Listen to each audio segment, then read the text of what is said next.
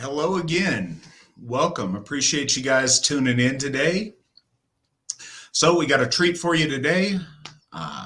My friend and the Dean of the Asatru Academy, Goði Rob Stamm, is joining us. Hey, Rob, welcome. Thank you. Good to be here.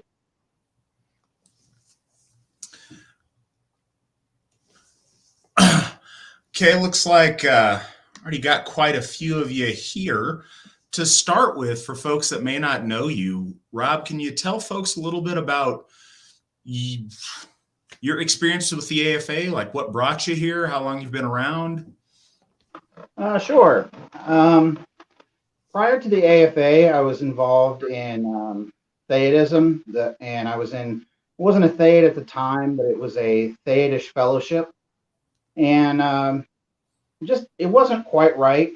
So I left and searched around a little bit. I had known of the AFA. I had known of Elder McNailen.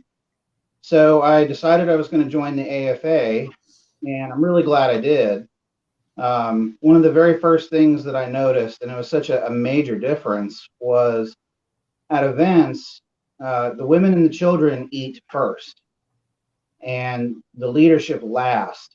And that really represented the proper values, in my view. For instance, in Theism, before you're sworn or oathed, you're a quote unquote thrall, and you actually get food and serve the lords rather than them waiting to make sure that their folk eat first.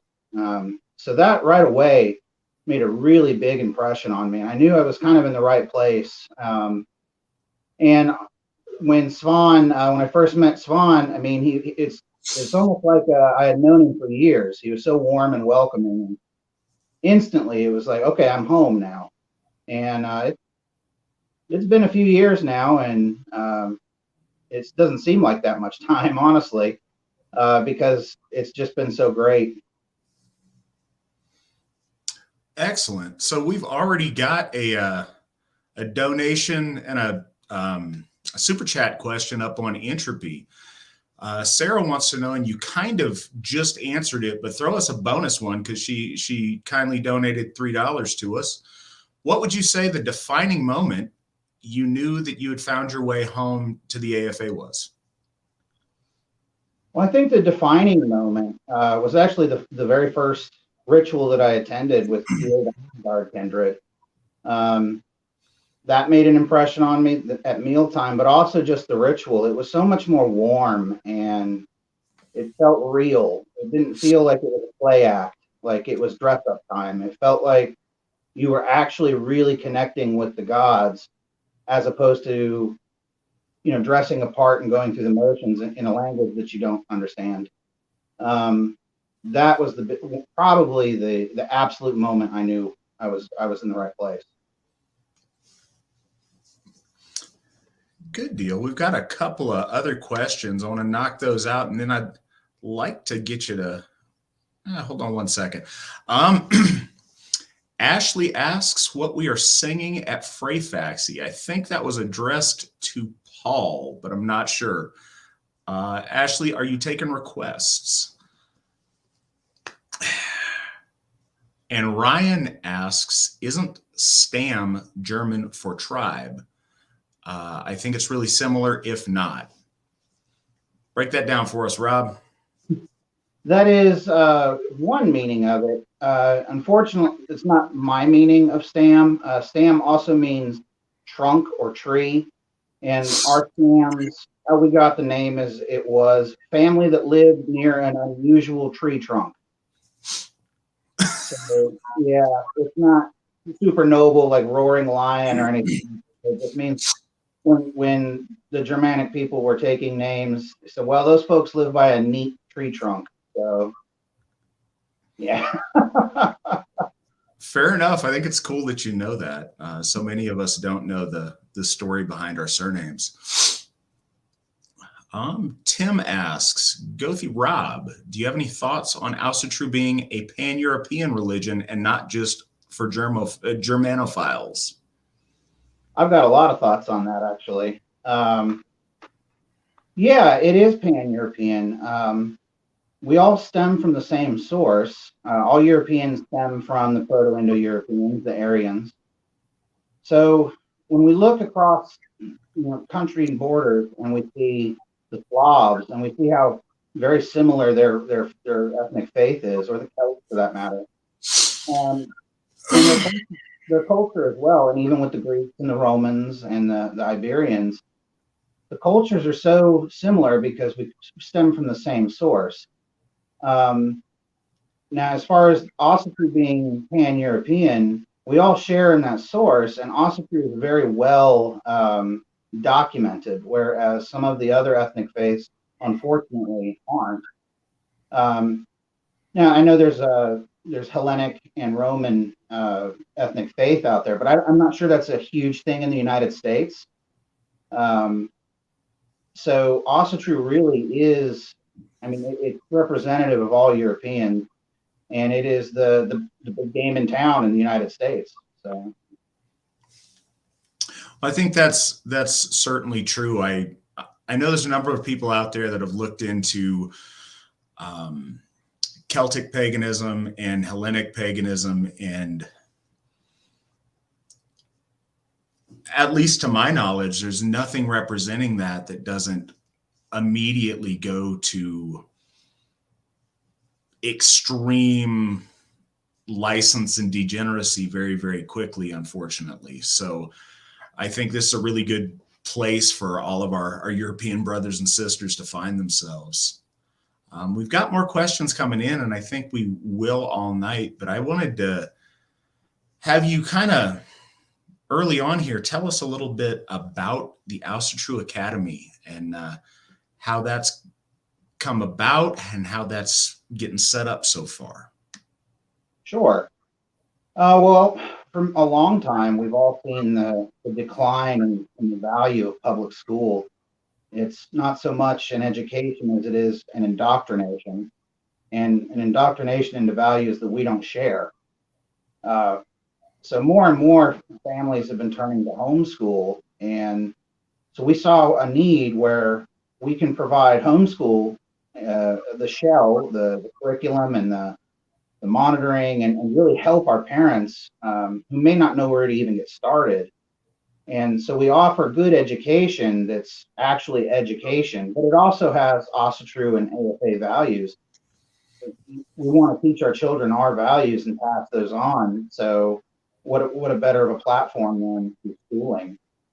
So we saw, our people have really the choice between Christian private school, which purpose is better than public school, but it's not obviously the perfect choice, or homeschooling themselves. And homeschooling can be a little scary if you've never done it. When I started homeschooling, I thought, well, wow, my wife and I both work. We've never done this. I've taught college courses before, but I've never taught kids. And it was a little touch and go and a little nerve-wracking at first. So if we can do that, help that transition for our parents to be as smooth and bumpless as possible, that was the goal, and that's what we do. We know the state requirements for all of our kids where they live, and we walk parents through that. We have a parent portal where they can get all their assignments. We take care of grading and monitoring, and we help with attendance logs for states that require it. So we make it as less scary as it possibly can be. And we also have, great volunteers and staff that will help if you're struggling to teach, for instance, you've never taught before. Well, Githia Sheila McNailan is our assistant dean of curriculum, and she's a licensed teacher. We've also got several people on our staff that have homeschooled for many years that are there for you to offer tricks, tips, and to help you teach your school. And really, homeschool isn't as scary as it sounds. You don't have to spend 8 hours a day instructing in a classroom like a traditional school would be, because most of that time in public schools is filler and learning how to be compliant. Whereas the actual learning, if you look at the state requirements, for kindergarten, it's 90 minutes and it's in 3-minute chunks. That's really pretty easy to do. So that was the motivation behind the AFA Academy, is to offer to parents something that will help them school their children in good values and good education. And we want our kids to be smart, ready to take on the world with good values. And the AFA Academy is really going to help in that. Definitely. That's one of the biggest things that I really want to emphasize. Something that I've heard from a lot of parents, and something that's intimidating to me as a father when Aubrey gets old enough, is just knowing that it's something that you can do, that you can understand the system, that there's somebody there to help you make sure it's legit. I know a lot of people have trouble getting that confidence, especially if they have no exposure to homeschooling and it's not something they've been involved in. So I really want to double down on the fact that the AFA is here to help parents to feel confident getting their kid educated through the Asatru Academy and making that a completely legitimate and above board experience and compliant with any of the rules in your state. And I think it's a decent time to bring up that we are looking into different Canadian provinces and what their rules and structures are on it. This may not be an option for a lot of our international students, but certainly for our students in the United States. And Nick threw a link up, but we are taking registration for the next school year starting in the fall. We're taking registration right now for kindergartners. So far, kindergarten is all that we have a complete curriculum for, but our folks under Rob's direction are diligently working to get more grades accessible because we know there's a big need out there.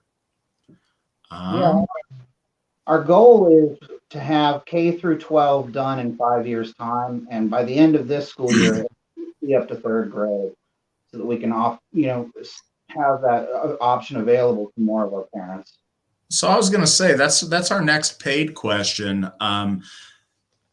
Again, thank you for your donation, Sarah. Sarah asks, what is your long-term goal for the AFA Academy? So what are some of your long-term visions for that, Rob? Well, long-term, like I said, within this year, I want to have at least 3rd grade ready to go for next year. And then in 5 years, the K through 12 curriculum completed and ready to go. To offer our kids, more of our kids, that option. Long term, super long term, and really, aiming for the stars. I'd love to see a brick and mortar school at some point. I think that would be really great if we could have on-site learning. But in a nearer future, our biggest project going forward is going to be to get everything digital learning and have our students have the ability to go online and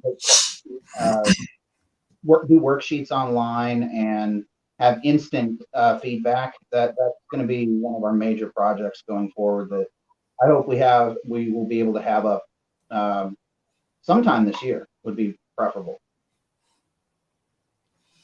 All right. Herr Stamm, could you speak on what Meister von List means to you personally, as well as for the AFA as a whole? Certainly. From a personal perspective, I view Meister von List as enlightened and a guide, a teacher to that path for ascension. Now we're getting into some esoterica here, but I do believe Meister von List was divinely inspired, not only in the runes, but in his other writings. And it is a path for what Nietzsche would call the Ubermensch, or ascension into a higher realm of consciousness. And so that, to me, that's important because it makes you a better person just following that path. As far as the AFA, he's a hero of the AFA. Way back in the late 1800s, he wanted to establish a temple to Wotan, and unfortunately, the Meister was not able to do that before his death. But we have done that and dedicated an altar for him in his honor at Odenshof. So I'm sure the Meister is among his ancestors and smiling that there is a temple to Woden or Odin, and that his photo hangs there. When that happened and I saw that, that was it did my heart glad, because I do follow Meister von List and do think he is divinely inspired. Absolutely. I think it's worth noting that awakening and the the events that he set into motion and the ball that he started rolling. I think it'd be wrong to call that Asatru, but it was certainly proto Asatru, and it's what got the currents and the things flowing and our souls stirring back to coming back home to Asatru. And I think that that's set in motion in a way so much of what we have today. So I think, yeah, Meister von List is very, very important in getting this moving forward. And the things that he did certainly inspired the generation to follow that kind of more firmly started Asatru, or restarted Asatru, I should say. What do you think the biggest misconception people have about von List is, Rob? That he was a theosophist. That's one of the biggest misconceptions. I think there might be some theosophic ideas in some of his works, but he was not a theosophist. And I think some other misconceptions was that I've heard before people tell me, well, he was just making it all up so he could have a club and write books. And I don't think so. And even if he was making it up to awaken that folk soul. So I still think that could have been divinely inspired anyway.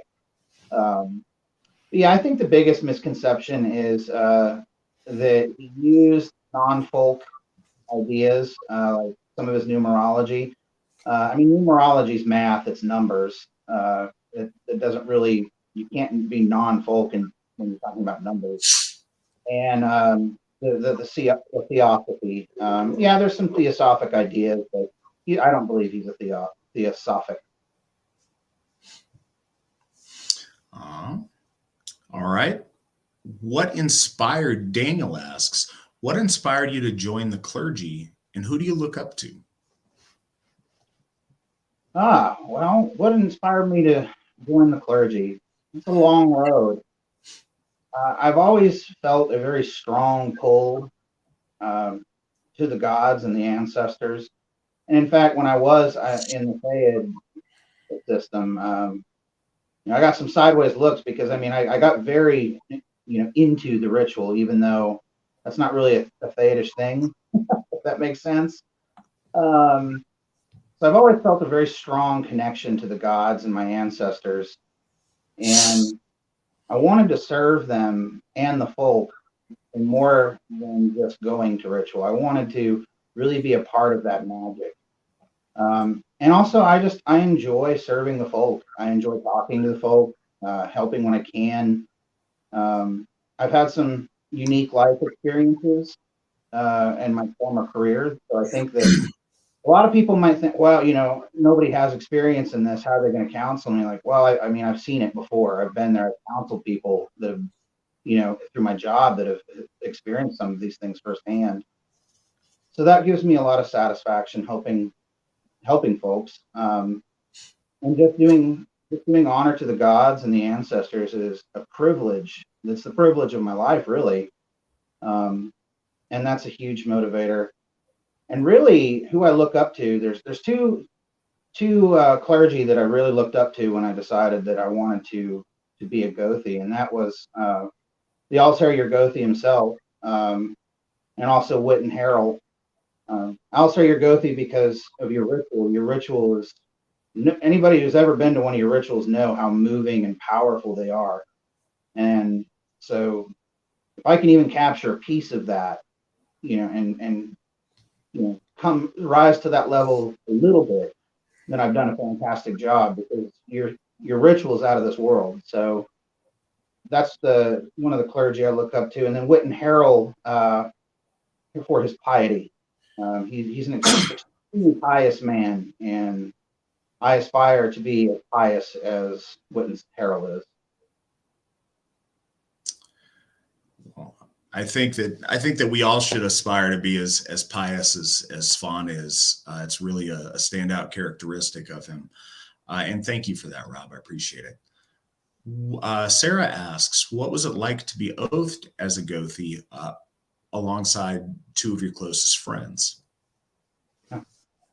Words can't describe. It was a moment that sent shivers up my spine. One of those genuine religious feelings when you start from the base of your spine and go all the way to the base of your neck. An absolute privilege to stand next to two men that I have a lot of respect for and receive an oath that means a lot to me. Very proud moment. It's hard to put into words that particular moment, to be 100%.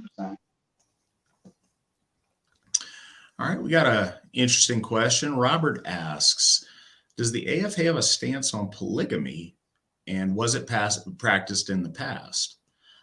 Yes, the AFA does, and this has come up a couple of times. So first, I guess last question first, was it practiced in the past? Sure. But it wasn't the norm of our folk in the past. If you go far enough back in most any tradition, you have currents that go through. And certainly in some of the, specifically the royal houses in tribal Europe, you had polygamy occur, but it wasn't the norm for our people. One thing that was kind of, I'd say surprising is that, or for some people, is that when you read Tacitus, they remark so much on how the Germanics specifically were they had a very, morally structured home life and family life. And that was, very contrary to what I think some people would assume about pagan barbarians. But no, there was a very structured family life and family order and structure. There was absolutely a morality to it. I'm not implying that all polygamy, goes against morality, but it feeds into the second question. Does the AFA have a stance on it? Absolutely, we do. And I think the best way to put this, it doesn't match the social custom that we have, and that's healthy for our families. So the AFA is opposed to the current practice of polygamy because it's just one more thing to confuse our children and to muddy the family values that we're trying so hard to protect right now. It's come up when members, so something else, Asatru has always attracted an element of the fringe as well as regular folks, but it's been heavy in the past on a fringe element.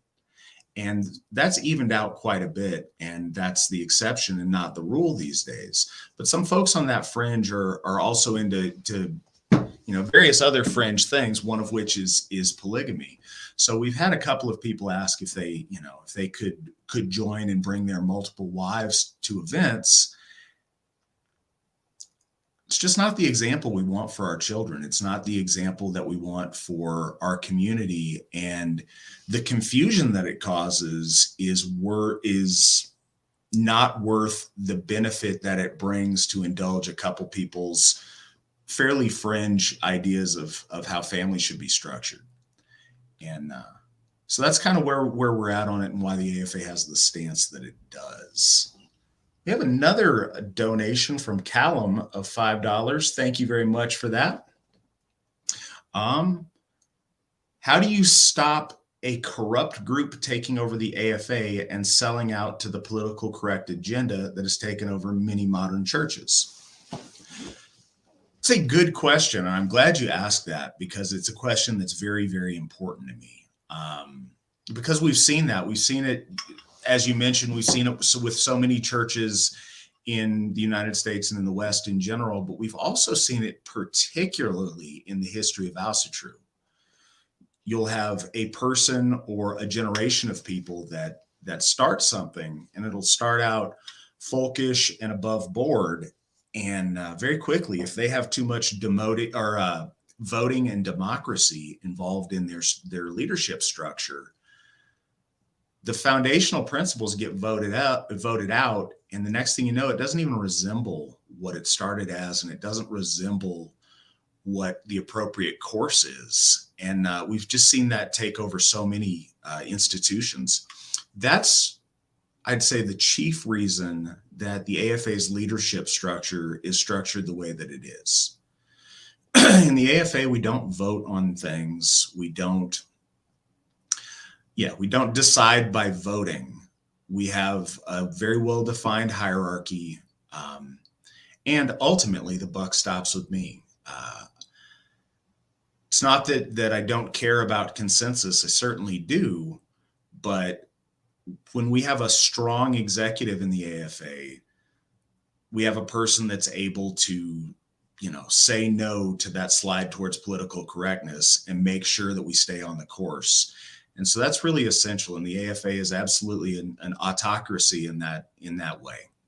And it's a very important responsibility that I take really seriously, is safeguarding us staying true to our gods. Asatru doesn't just mean belief in the gods. It means loyalty to them and loyalty to the principles and to the folk that implies. And maintaining that stance is extremely important to me. So I guess the answer is, to prevent it from being corrupted, we have a very strong executive, and we keep the AFA an autocracy that way. And we're going to make really sure that whoever takes over for me one day is also a champion of upright values and the right way to live.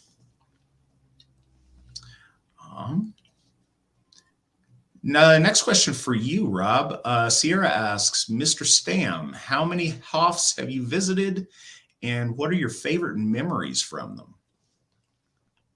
Well, it's kind of embarrassing. I've only visited two. Thorshof, my home Hof, and Baldershof. I was very fortunate that I got to go up and spend a few days in Minnesota. Had a great time and accomplished some goals. I've got so many memories from Thorshof. It would be hard to choose the best one. But it was really nice going, and I'll just talk because it was recent. It was really nice going up to Minnesota and seeing some folks that I'd only ever talked to on the phone. And I mean, literally knowing them for years and never meeting them in person. So that was really great. And the folks up in Minnesota have done just an out of this world job with that Hof. It was absolutely beautiful. I mean, I was taken aback when I first stepped in. I'm like, wow. So, I mean, hats off to the Minnesota folks and North Dakota that have accomplished that. Yeah, so many memories. I think that probably the nearest and dearest to my heart is my youngest daughter having her baby naming at the dedication of Thorshof. That maybe that's a little bit personal and selfish, but that's going to be one of my favorite memories from a Hof. No, that's beautiful. It hits me, and I said this to death now, but it's the difference between a world without Hofs and a world with Hofs is such a marked difference. And children that have been born since 2015 are never going to know a world that didn't have Hofs to our gods. And that's such a profound thing. Those of us who've been involved in Asatru for a long time remember when having a Hof was a distant dream. And we know the difference. And now that we have 4 Hofs, it's really amazing. You mentioned kind of how you felt a little bit bad that you've only been to 2 Hofs. The fact that you can say that is such a such a testament to where Asatru's at. And I think that's really special. And are you going to be able to make it down to the Njord and Hofs dedication? Unfortunately, I'll have to work. But I am from Florida, so I will get down there eventually. Good deal. I'm certainly looking forward to that. I think it's a good time, I guess, to plug it. Those of you who are able, on the 13th, we are dedicating Njord and Hofs. It's something I'm looking forward to. If you're able to make it, I look forward to seeing you there. If you're not able to make it, it's not going anywhere. So you can make it in your own time. Gothi Rob, Tim asks, Gothi Rob, most folk have a stigma towards organized sports, and rightly so, but the World Cup is coming up. Any thoughts on football nationalism, and do you have a team you're cheering for? Yes, I have a lot of thoughts. Yeah, American organized sports, and more recently European even organized sports. I mean, they've become woke, and it's a business. It really is. Professional sports is a business. That said, I still really enjoy NHL hockey. I still will go see a baseball game occasionally. I love baseball. I played baseball in high school. And I enjoy World Cup very much, and I think that's a little different because it's a time when Europeans can really be proud of their country, and really show off their patriotism, and it gives European people something to root for and to be proud of. Even in Germany, they're very proud of their soccer team, and they should be. I mean, it's the best team in the world.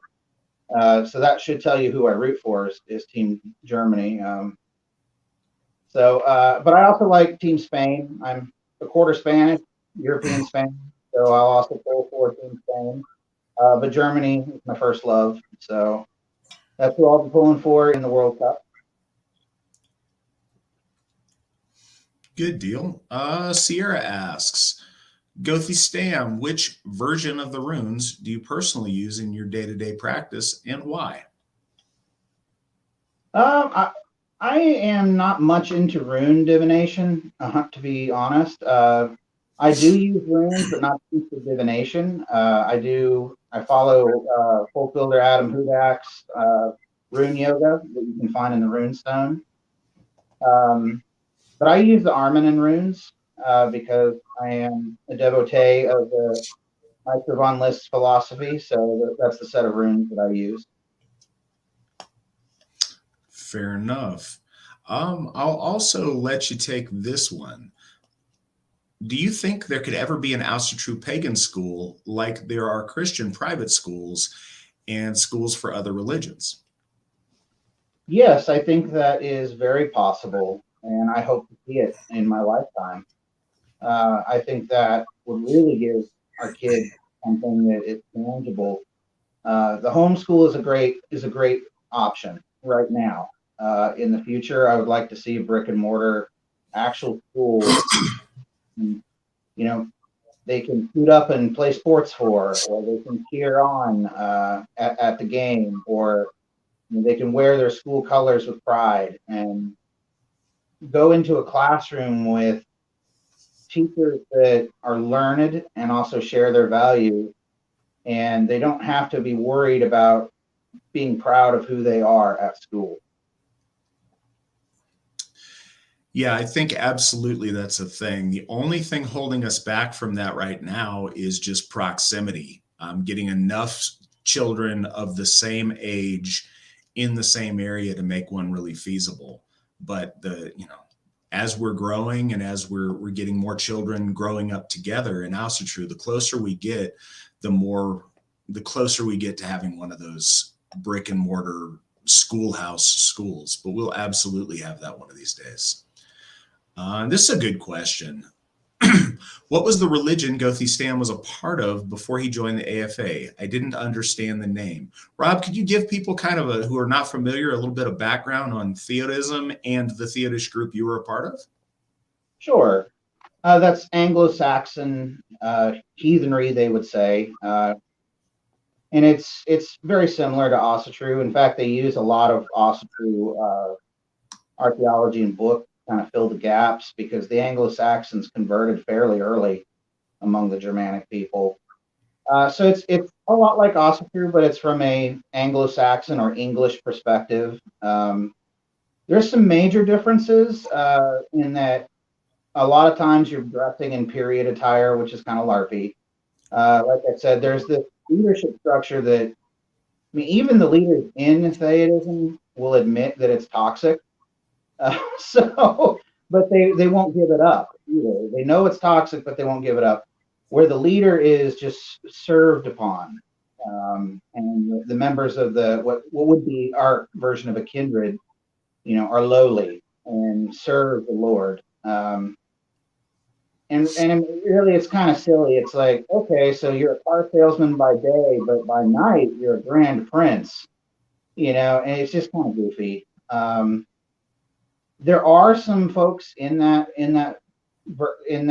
denomination of Germanic paganism, if you will, that are very devout, and I have respect for, and that have even written some really good books. But there's also a lot of play actors and a lot of people that just, they like being a lord on the weekend.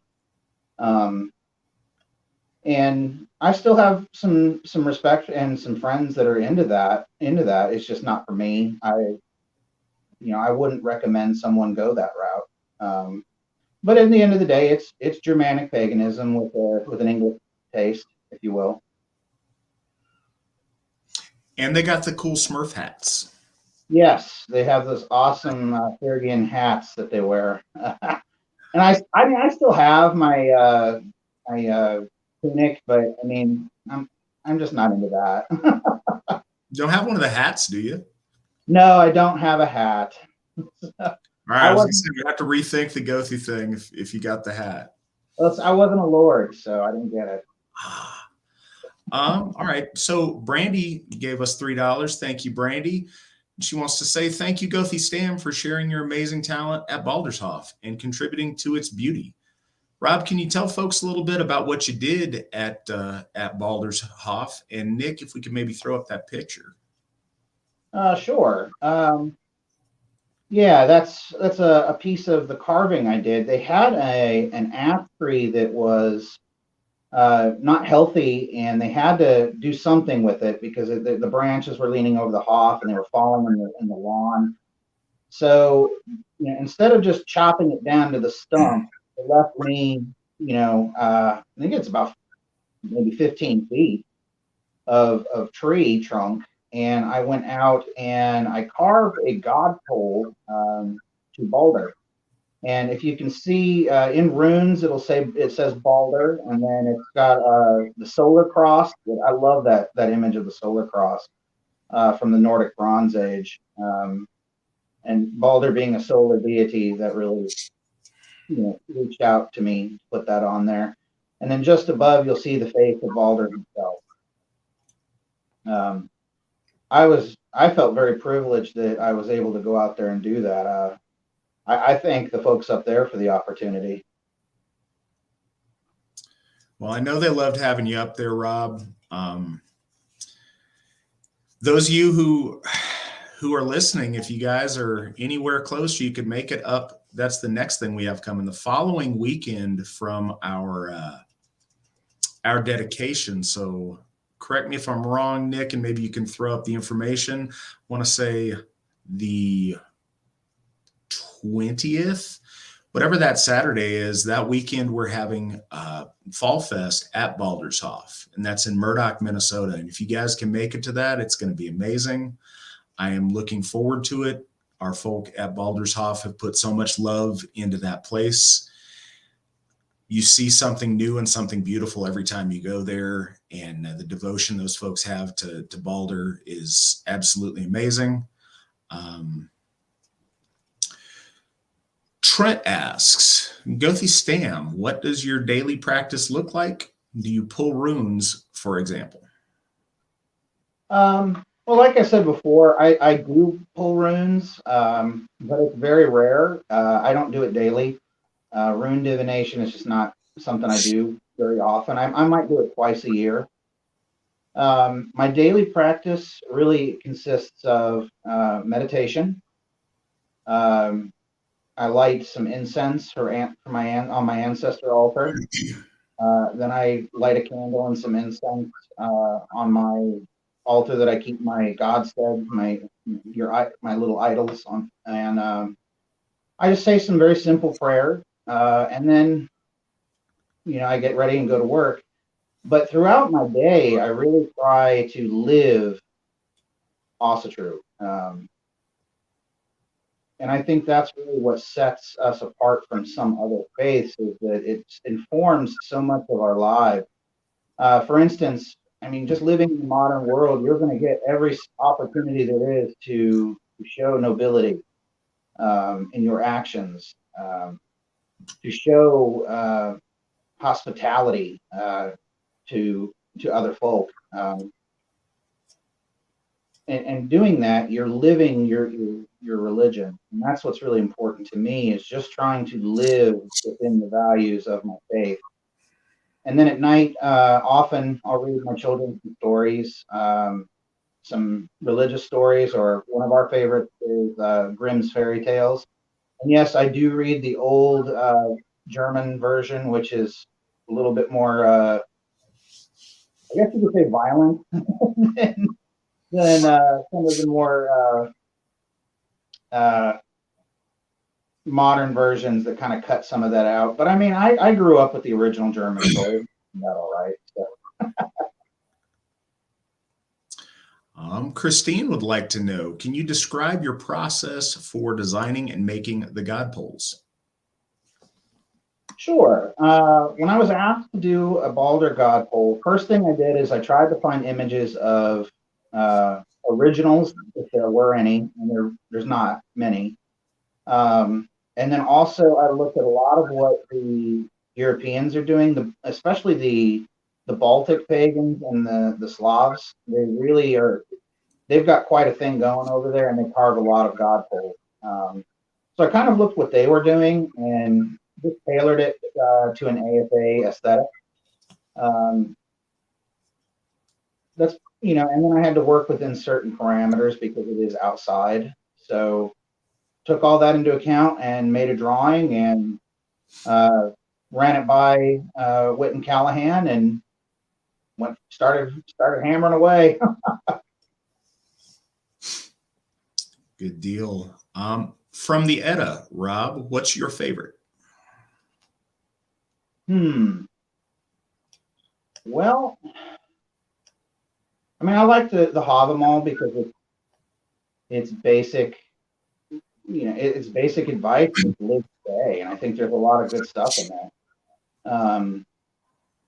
Just good lessons for every day. So I think that's probably my favorite, is just the Havamal. Basic as that is. No, there's no need to get fancy. Some of the obvious answers are obvious for a reason. What the Salutrian asks, what are the folk heroes for each Hof? At Odenshof, we have an altar to honor Meister von List that we talked about earlier. At Thorshof, and actually the picture we used to advertise this broadcast was Rob and I standing in front of the partially completed altar to Alexander Rudd Mills, and he's the folk hero for Thorshof. And for Baldershof, it's the folk mother Elsie Christensen. And Njordshof, I believe that's still to be decided, but it might be Raud the Strong. I'm not certain, but I think that's the leading contender right now. Gothi Stamm, what was the turning point for you that you decided the AFA was the best place to come home to and raise your family within? Well, I think I've kind of answered that already, but I'll just say, the main principles were the focus on family and leaders putting the folk first, and the genuine religious experience, the real feeling, the passion, and the piety that goes into AFA rituals. It's not just going through the motions. It's not just putting on an act. It's not doing things 100% perfect what our ancestors did 2,000 years ago or 1,500 years ago or 1,000 years ago. We don't really just sweat these small little things to make sure it's absolutely historically accurate. Instead, what we focus on is honoring the gods. And that really, really is important to me. And our rituals are beautiful because they're meant to honor the gods and be heartfelt and passionate rather than mechanical.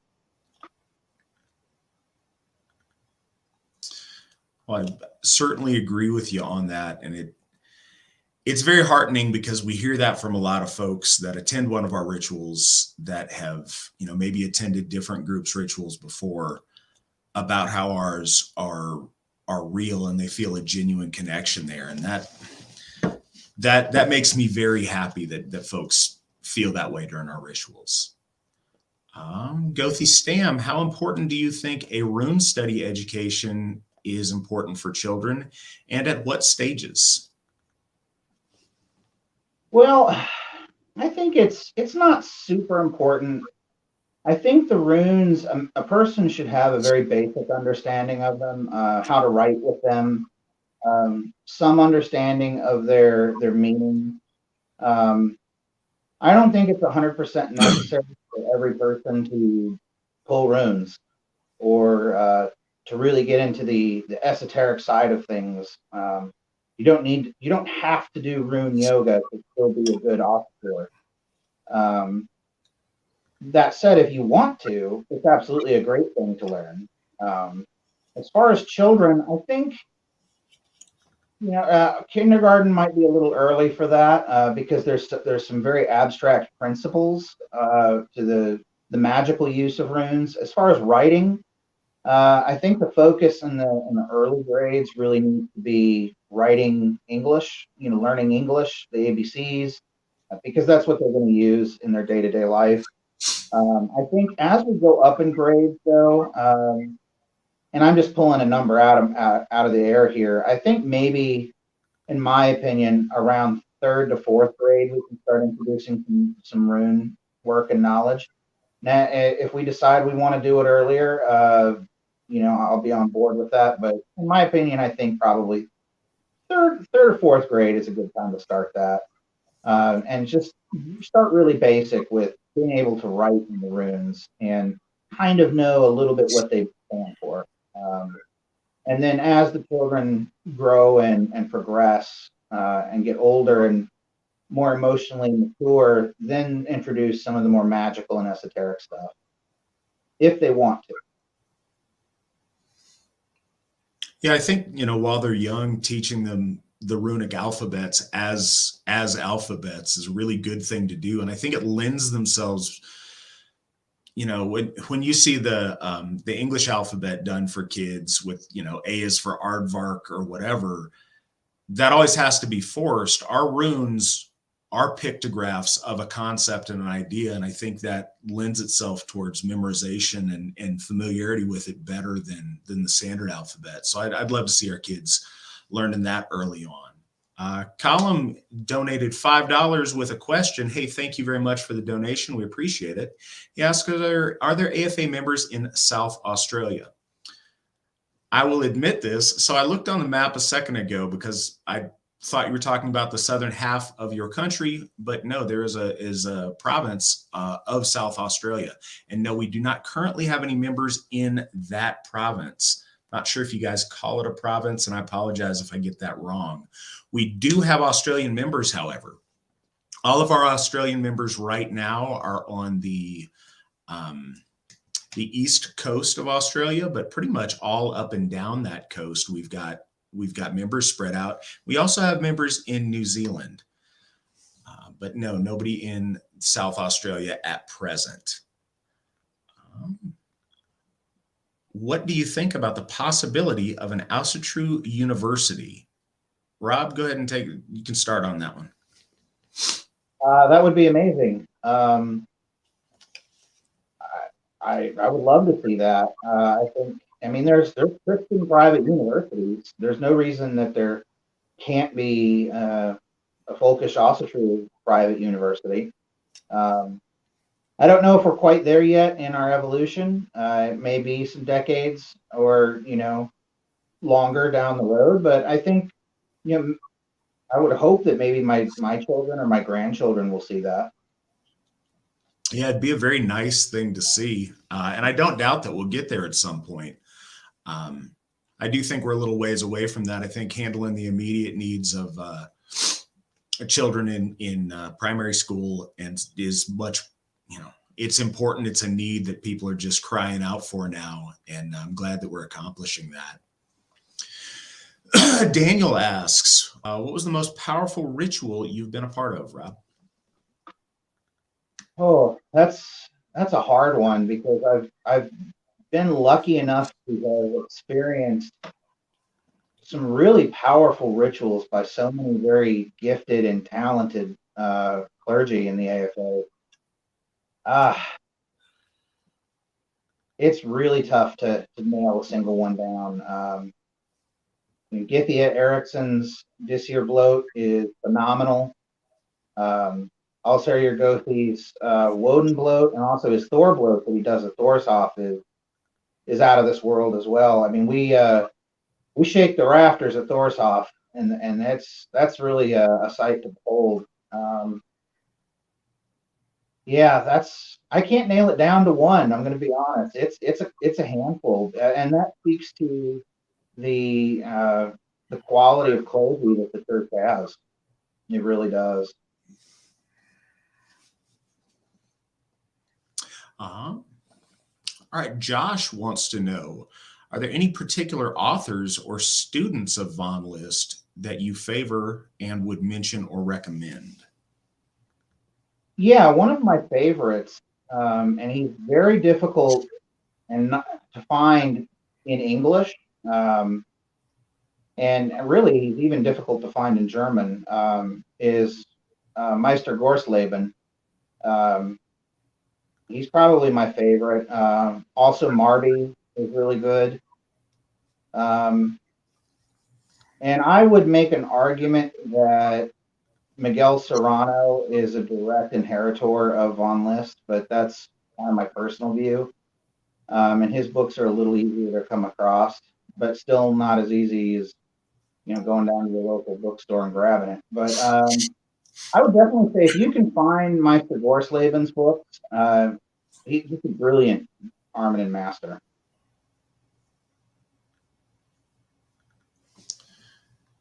Good deal.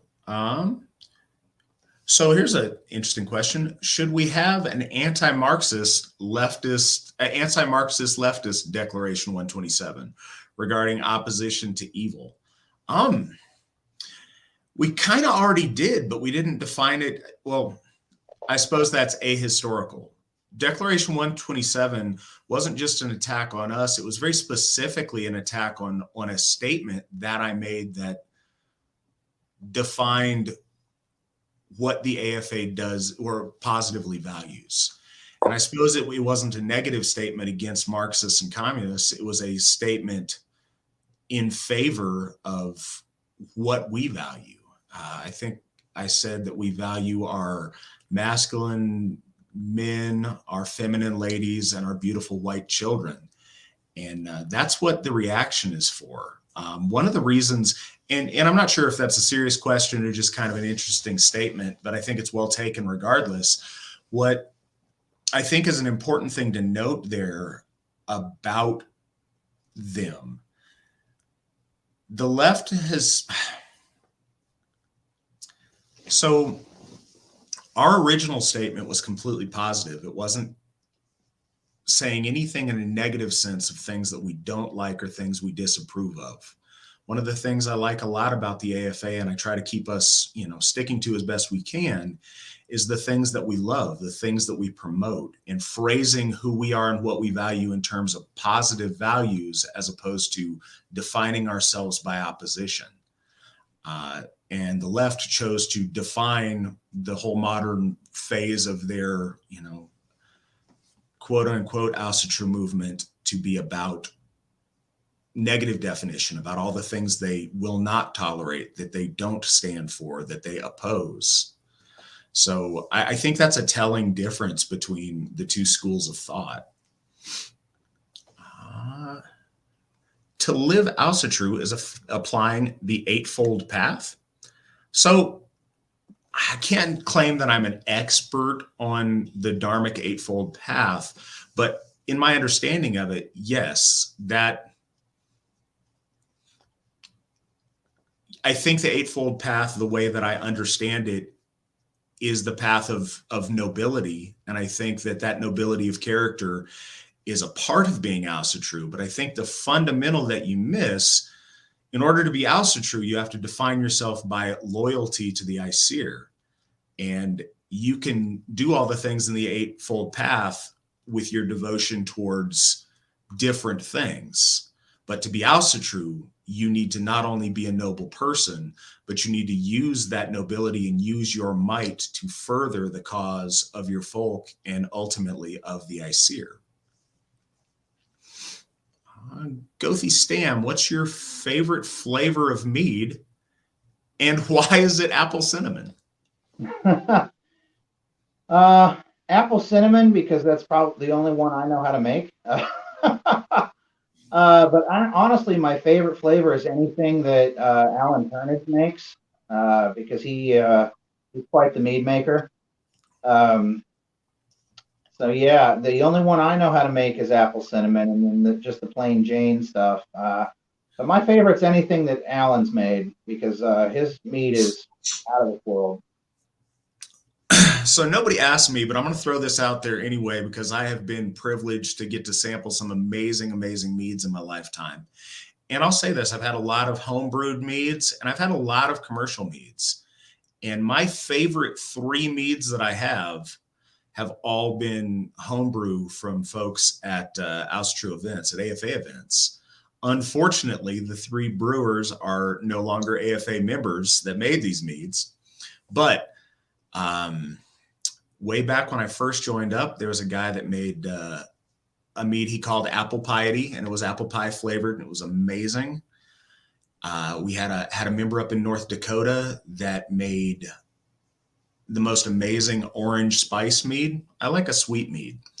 And then we had a member in the tri-state Pennsylvania, New Jersey, New York area that made a spiced pear. I'd say the spiced pear and the spiced orange were about equal on the best meads I've ever had.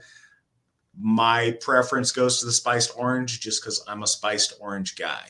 But yeah, unfortunately, those guys are no longer on our team, but they made some amazing mead.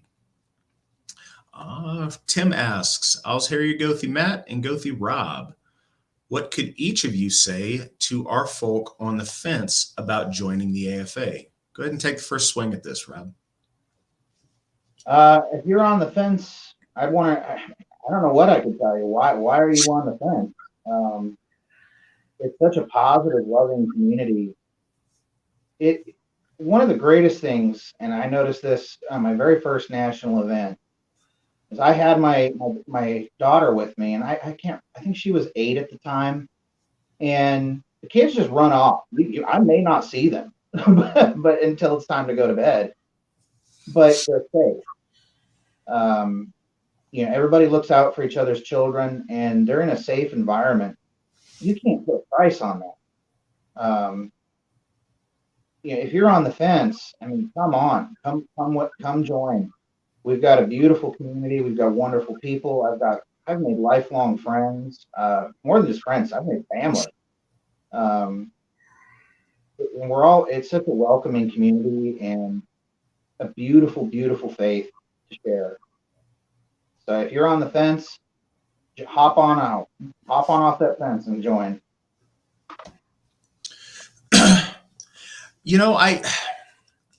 Everything Rob said, I do have to question, if you're on the fence, why?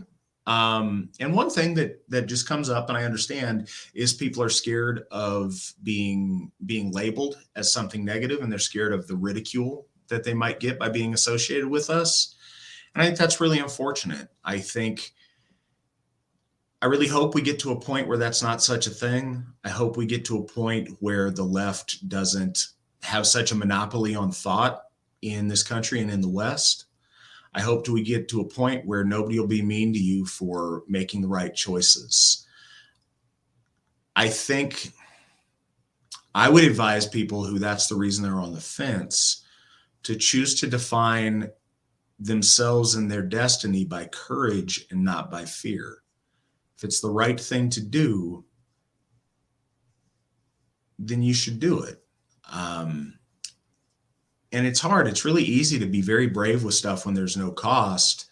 It's very hard when you face peer pressure or you face, maybe somebody will, out you or make fun of you in the social space or call your employer. And I wish I could make those things not hard, but the champions in the end are the ones that stand up to things that scare them and stand up to hardship and do the right thing regardless. It's the motto of Odenshof is do right and fear no one. So I would advise to define the decisions you make for yourself and your family by courage. Do you support the idea of a PLE or area where there is a concentration of those who are of European descent and supporters of the AFA? This community would take the majority of a town or a county. Yeah, I think that's a great idea. I think there's pluses and minuses. I want to see our people be successful. If we're spread out broadly, it's great because we cover a greater area when we get people that want to come home in different spots. One of the really, really special things about the AFA is as our membership is expanded, in parts of the world, you can have this too, but certainly in the United States, outside of a very few places, you're never that far from AFA members that are actively worshiping our gods, and you have family literally wherever you go. And I think that's great. But there's absolutely advantages for folks living in close proximity, be that on shared property, be that all just happening to move to a town or a small community or a county. I think anywhere that our people can come together and share resources and build an organic and a healthy community for our children is a beautiful thing. And I think that's fantastic. I'd love to see more of those popping up. Did Mills have one book or did he write more? He was a prolific author. He wrote quite a bit of things. He wrote several little booklets, but he also wrote a lot of really, really neat poetry if you get a chance to read it. I think so as far as books, if you look at that picture that we advertised this show in, we're very fortunate. It's got an actual relic there. It's got a book that he wrote. I think it's Hail Odin, and it's a copy from, for whatever reason in my head, it sticks out 38, but I'm not sure. It's a very old book, and it's a book that he actually wrote an inscription into a friend of his in England that he sent the book to. So, or not an inscription, a letter. I believe he signed the book. It also has a letter with it that he sent with the book that's on his, he was a barrister. So it's on his legal, typewriter that he wrote on. And it's also got his signature on it. So it's actually something that he touched and he wrote on, which is kind of special. But yeah, he wrote a lot of different things. He wrote several little booklets. And like I said, he wrote a lot of really, really neat poetry if you get a chance to read it. Question for Rob. What kind of Asatru music would you like to see from folk in the community? I know Matt said bluegrass before, which would be awesome. Yeah, I like bluegrass as well. I think we've got a lot of black metal and death metal bands. We need some folk music, some bluegrass, maybe some old style country. I think that really plays well to the folk soul too. Bluegrass is a descendant of Scottish Highland music. So it really plays well to your folk memory. Um, just Americana style music, really, I think would serve us well. I mean, I like, some of the Nordic ambient bands that are out there, but I mean, that's not the end all be all. I think it's not applicable to every situation. So yeah, definitely bluegrass, folk, Americana, stuff like that, I think plays well. So you've already mentioned some of this, but if you have any additional thoughts on it as kind of a bonus, Gothi Stamm, what do you think about the possibility of an Asatru University? Ah, yeah. Hope to see it. You know, maybe in my children's lifetime, but certainly in my grandchildren's lifetime. Um, right now we're laying the foundation stones. We gotta build the foundation so that there can be the castle built on top. All right, so we have a tip from Bobby. Hey, Bobby, thank you so much for the $5 tip. It comes with a statement. I first met Gothi Stamm at Ostara many years ago, just as he was going through a really difficult situation. His steadfastness in the face of that adversity has always inspired me greatly, and me as well, Rob. Thank you, Bobby. I'm glad I could do that for you. So, for schooling, what languages should be offered or taught? Should Old Norse be treated the same way Catholics treat Latin? Let's go ahead and what are your thoughts on that, Rob? Uh, well, I think as far as the school goes, since it's homeschool, I mean, really, realistically, our students can learn any language that they like. I mean, obviously with the parameters that it be a European language. Um, as far as like a liturgical language, like Latin is to the Catholic Church, that's a little above my pay grade. Um, I really, but I'll give a small opinion. I kind of have two feelings on that, and that's because of my background in the Theodish, uh, which just means way. I don't think that a foreign language that nobody can understand can be used for ritual, because then the ritual loses its relevance and power to the folk that are assembled. I do think, though, that clergy learning Old Norse and maybe even Latin, because a lot of early works and primary sources were written in Latin. I think that would be beneficial. Then our clergy can read firsthand, not having to go through a translator. I think that's a good idea, absolutely. But I personally don't want to see ritual conducted in a different language. So, I'll add to that the question is a good one first, as far as what languages should be taught in the Asatru Academy. Whatever languages they want to learn. Yeah, I'm with Rob. I would prefer those be European languages, but there could be all kind of reasons. And certainly as we move into the later grades, depending on what they want to do, there may be plenty of other linguistics to learn. And I think that's something that homeschool is very feasible on a lot of different choice when it comes to that. But as far as a liturgical language, I like the idea of, Old Norse being, I guess, our church's Latin, but in a thematic and a fun way, not in a alienate the congregation way. I like, yeah, and there's different opinions on this amongst our Gothar on how much to use and how much not to use.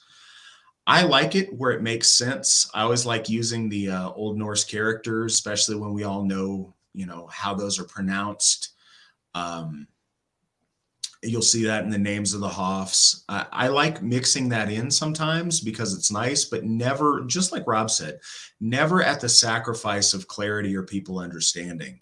If you're doing a ritual and, if you have occasion to say something in one of our ancestral tongues in there, I always think it's beneficial to tell people what that means before you go in the circle, so they know what they're saying.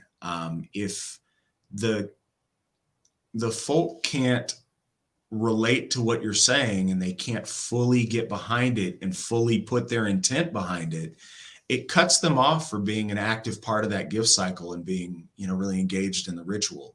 So I would never want the use of Old Norse to prevent that.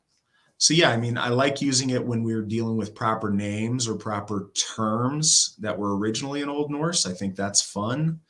And sure, I would love for that to be something that we could teach someday so our kids could learn it and know it better. But I certainly don't want to see that used heavily in ritual, certainly not to a point where it confuses anybody. We've got a couple of donations over here with accompanying stuff, so I want to get to that. Eric donated $100. That's huge. Thank you so much, Eric. We appreciate it. And he donated it with the caption of a future Thorshof member. Absolutely. That's great. We'd love to see that. Thank you so much. It's much appreciated. We've also got $25 from Folk the Rude. Thanks for the weekly talks. Well, you're very, very welcome. I thank you guys for listening to me. I love this. I love it so much. It's a highlight of my week. And I'm glad that you guys benefit from it. It literally is me sitting here for a few hours talking with some of my very best friends. So yeah, thank you guys for listening. And then we have a question, $5 question from Callum. Do you believe the gods are actual physical beings, or are they representatives or a representation of our folk and ancestors?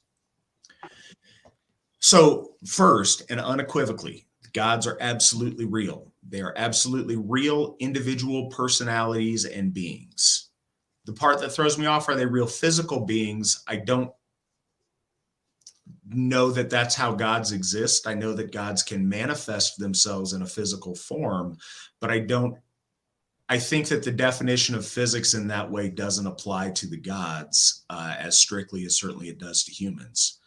But I know that the gods are real. When I say that I believe, no, I know that our gods are real. I know that when we engage in the gift cycle, that our gods bless us. I know that when we reach out, they reach back. All the particulars of exactness on that, we can talk about those all day long, but there's no question in my mind that our gods exist as real persons. And it's really a very fundamental point, and it's something that you can't prove to someone who hasn't experienced it. It's hard to express it on a show like this. But, and I said this last week, but probably the most beautiful and special thing as a Gothi is to participate in a ritual where all of a sudden a person has that realization. Because once you see it, once you know our gods are real, you can't unsee it. But if you haven't been touched in that way to where the magic happens, it's really hard to make that case or to prove it. They certainly do represent aspects of our folk soul. They are our ancestors in the most ancient sense. They are those things. They represent those things, but they're also very real beings. And to look at them as something other than that makes it much harder to authentically engage in the gift cycle. All of our ritual practice, all of our religion is about building relationships. It's about building relationships with our folk, but ultimately it's about building relationships with our gods. It's about us sharing with them and them sharing with us. The more we have made that emphasis, the more we have been blessed. And you can't wholeheartedly engage in that ritual if you don't honestly believe there's a person on the other end of it listening to you and interacting. That connection, that gift cycle is the fundamental thing that fuels our religion.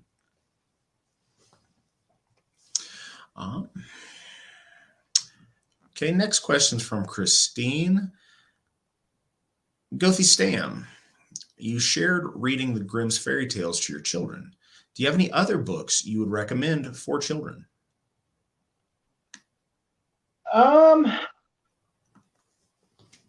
Specifically related to the religion, I haven't read them myself, but I hear really good reviews. Is one of our folk builders has written several children's books. Folk Builder Cummings. I've heard good reviews on those. Really, anything that's classical European fairy tales is great for kids. I mean, let them grow up with the magic and wonder that our ancestors have for generations, that we can't even count. There's a reason that those stories are still around, because they're good and they they convey an Aryan principle in these stories. It's not just for fun. It's they're actually teaching you something. They're teaching you something of Aryan values. So yeah, I would definitely recommend any European fairy tales or books. Any I know it sounds kind of silly, but I always go by if it's old, it's probably good. Yeah, before the slide of the West, if you want to call it that. If it's old, it's good. I think that's probably solid.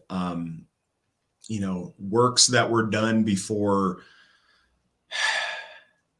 political correctness became the first and foremost point that you have to accomplish in any endeavor, it seems. It was really nice when you can read a book to where they just full-throated go hard on something they believe in rather than having to couch everything they say so that they don't possibly offend those in power. It's really nice to get something that's more authentic, that's a little bit older like that. So I'm hoping we can get some help from Nick or from some of our our folks over in the chat room to get up some spellings of these names. Tanner asks, how do you spell that? Horstleben, Gorstleben, and Harby? And I think he misheard some of those names. So if we get somebody to put Grossleben and Marby over on the side in their correct spellings, I think that would be helpful. I'm sure somebody knows. Good deal. Sierra asks, Matt, what runes do you use for day-to-day use? Do you do daily divinations of a sort? And do you have a daily routine that you incorporate faith into? So I use the runes more sparingly than that. I know there's some people that like to do a morning rune pull. I think that's cool. I think that's great. That's never been something that's been a habit of mine.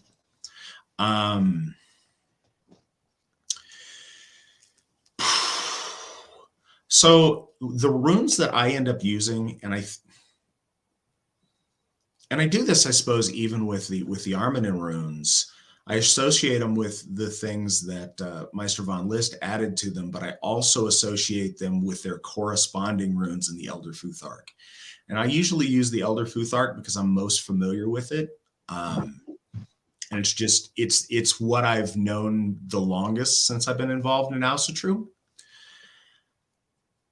I use them in terms of divination when asked. I've performed rune divinations at the Plurd's wedding, which I was very honored to perform. They wanted me to do a live 3 rune pull, like do it live during the ceremony, and made me a little bit nervous, but it was very auspicious. It was a really cool pull. And so I don't want to,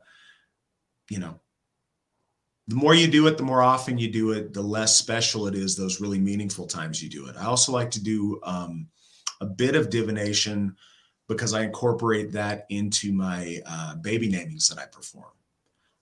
But for myself, I don't do that. I find that my own thoughts and my own feelings have a tendency to cloud my interpretations of runes if I'm just pulling them for myself. So I kind of avoid that. What I use the runes most for in my personal life is Galder. And I Galder when I'm in a meditative state, sometimes just for the meditation, sometimes directing that runic energy at an outcome or at something. I find I have a really hard time meditating in complete silence. I need a mantra or a Galder.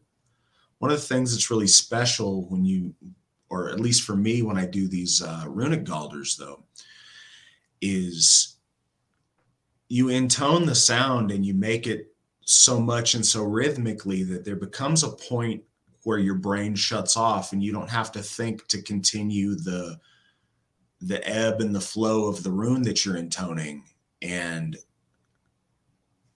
a part of yourself separates and your brain can be over here in meditation space while you notice the mechanics of your mouth and your diaphragm and everything intoning this rune. And those parts where your I-ness is bifurcated is really special and meaningful. And I don't know if I put that in any way that makes sense, but that's kind of a meaningful thing to me. As far as a daily thing, greeting the ancestors in the morning, it's something I like to do with my daughter when we get up. I've got her room is upstairs, and we go down the stairs. I like to take a moment to just say good morning to the ancestors, because I've got one of those picture walls going up my stairs with my ancestors on it. So I like to do that. And I like to come before my altar, my personal altar in the house, and just kind of as a touchstone to. Often it's an affirmation thing. Often it's coming before the altar and reaffirming things that I've committed to or things that I'm resolved to get done. Just offering a prayer and speaking to the gods. And I like to do that at my personal altar.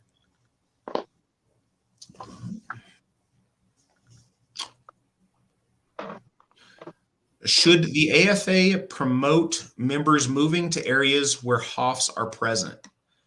This is really similar to the PLE question earlier. Absolutely, we should, and we do. But it's a both ways work, and I think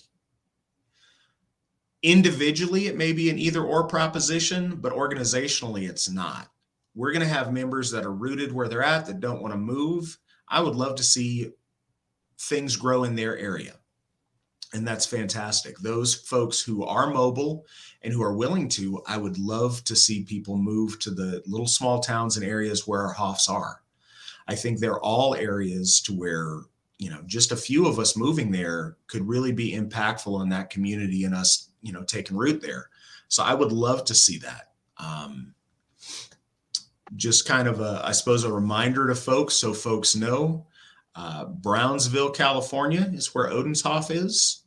Linden, North Carolina is where Thorshof is.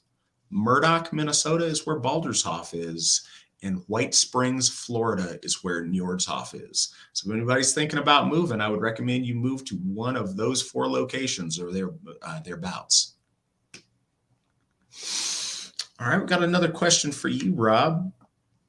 Gothi Stamm, what part will physical education play in the AFA Academy program, if any? We all need to become stronger and more healthy, and we need more exercise these days. Yeah, absolutely. In the curriculum, I very much, I recommend nature hike, outside activities, exercise, to develop the whole person. And it being homeschool, we're not going to have, say, a gym class, but we definitely promote physical activity. And that can even do a lot with learning. I mean, when we go on family hikes, my wife is very much into plant identification, and she's teaching that to our daughters. My oldest daughter is really into plant identification now, and not just identifying it, but okay, well, what can we use that for? What does that plant help with? Whether it be sunburns or poison ivy, So not only are you getting the physical activity, but you're learning something too. And I do promote that in the curriculum, even for kindergartners, doing nature hikes, getting outside. And we'll have to really talk about how we want to incorporate physical education going forward. We've got a lot of really good folks in the AFA that know their stuff when it comes to healthy living, exercise, whether that be weightlifting or strongman or sports. We've got plenty of resources that we can tap into that. So even if it's not, you show up to gym class in the goofy shorts with your name on it and take a lap. Maybe it's Alsherjargothi teaching you proper lifting form on a video, and then you go and video yourself doing that lift, and that's your physical assessment for the week. Now, granted, it's going to be after kindergarten, but I think that's a very feasible option going forward. Yeah, I'd love to see athleticism, getting in shape, be paramount to our children and to our future. It's not just an Asatru problem. It's a America problem, and I think a West in general, but an America specific problem. We have so many people who have let themselves go into obesity. It's so easy in this day and age with so many calories available to us, and we see what that does. And I want to throw this out here too, and I think it's worth saying. It's absolutely about us being strong and being healthy and doing it for your health. Absolutely do all those things. But you know what else? It's about doing it so you look good too. I don't think that's vain. I don't think there's anything like that. Wanting to look good, our people holding beauty as an aesthetic that is virtuous and valuable to us is one of the really special things about our folk. We want our people to be beautiful. We want our men to be handsome and our ladies to be beautiful, and we want our people to look their best. One of the things is the better you look, the better you feel, and the more confident you are when you go out and face the world. And I would love for that self-confidence and that beauty to be a defining characteristic of our folk. Yeah, if I can add real quick onto that. I think it does. It's just such a self-confidence boost. I got to wear a suit that I hadn't been able to wear in years to one of my best friend's weddings, and it fit like a glove. And that was so awesome. That's such an adrenaline rush. Like, yes, this thing fits and it looks good. We want our kids to, grow up with that feeling. Hey, I look good, I feel good, I can take on the world. And physical education is part of that. And I, like Alsherjargothi said, there's nothing wrong with wanting to feel good and look good. Sunshine Sucks gave us $10. Thank you very much for that. You have been a loyal listener and contributor, and I really appreciate it. Should AFA members get involved in politics? So I think that question is, I don't know, I suppose it's the same. It's the same answer that I would advise anybody in any church. That's going to be up to the individual and what they want to accomplish. Sure, if you feel called to be politically active and involved in the politics of your community or your country, absolutely you should be involved in that. We certainly shouldn't retreat from the sphere of politics. What I would say, though, is certainly in some of the circles that I know this audience reaches, we should make sure that however we represent ourselves, we don't get lost in representing ourselves as a faceless part of a bigger political movement, but that we always make sure individually we maintain our high standards and our high values of how we present ourselves. And I think it's very easy for large groups to move agendas and certainly optics in ways that aren't a good look for us individually. So I'd just say, no matter what you do, but specifically politically, be very aware of how you're presenting yourself. Always present your best self, and make sure that the things that you're doing are legal and appropriate, and things that you're going to be proud of 10 years from now. And that goes for whatever political involvement you're involved in. But as far as, are people trying to run for office or, especially in local government, I think there's a lot of options to make good good things happen in your community if you're so motivated and you want to get involved in something local, like a school board situation or many things that way. So yeah, I would encourage that. Trying to donate, is there something on here or do I have to go to the website? So that's a good question. I think it's a good time for Nick to throw up some advertisement for us. First, if you want to donate during these podcasts, the folks are donating over on Entropy, and Nick can throw up that Entropy link. But yeah, Entropy is how people are donating and doing the super chat and things that way. We really appreciate it. But any of you guys can donate at any time. On our website at runestone.org, we have a special donate page for all the different things we're involved in, or just to the general fund, so it goes just wherever it's needed. But I want you guys all to know, everybody it's fun to watch the donations come in on this chat, but all the people that donate to us, we really, really appreciate it. It means a lot, and that's how we're able to accomplish the things we've been able to accomplish. It's y'all's generosity that have gotten us 4 Hofs in 7 years. So we're doing really good things because we've got so many very generous people willing to give of themselves, and I want you guys to really know that's appreciated. So speaking of, Callum gave us $3 more to ask, how do you feel about AFA members hanging out with past members and non-members? All right, Rob, you go first on this. I mean, that's a tough one. Someone that was a really close friend of mine years ago had left the AFA briefly, and I still spoke to them. And granted, a lot of that speaking was, "Hey, you should come back," but and they did. But if you leave the church, you kind of, if I met you in the church and you leave the church, then what we have in common is kind of over at that point. And it just seems like in 99.9% of the time someone leaves the church, it's over some BS. And if it's like that, I don't know, it's hard for me to respect that.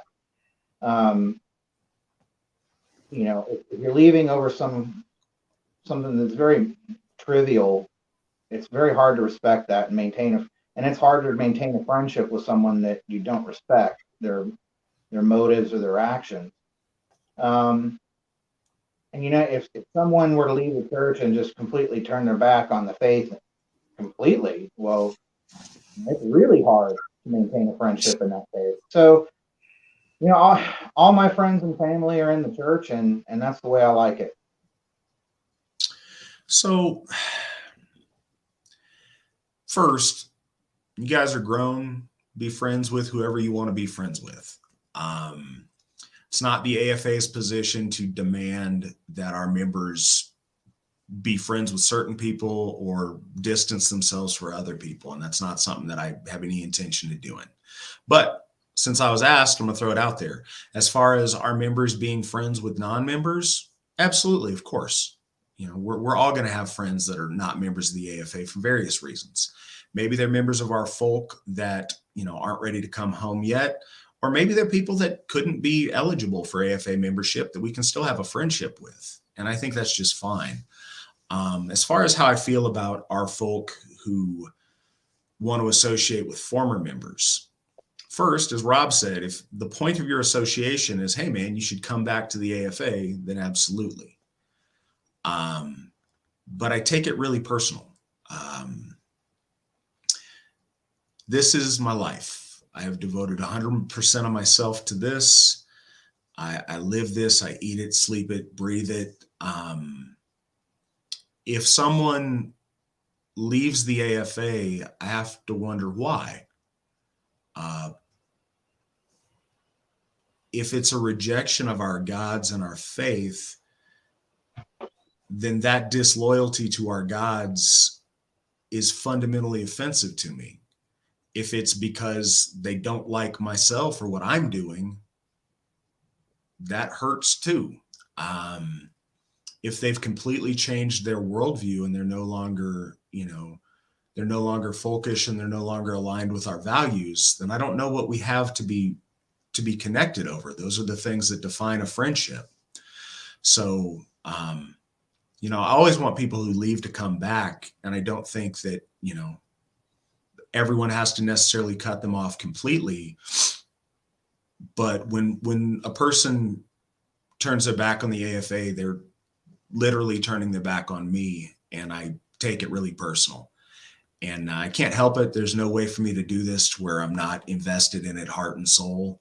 And so it means sometimes the folk break your heart, unfortunately. But I've seen a lot of amazing people join us over the years, and I've seen some people I was very close to end up leaving, and it's sad just thinking about it. We have another donation from Tanner, $5. Thank you so much. He says, thanks for doing these shows. They've been great, and looking forward to seeing what's happening next with the Academy. Let's take a break for a second. Rob, could you tell us how many students do we have already enrolled? And can you give us an idea of what states these folks are from?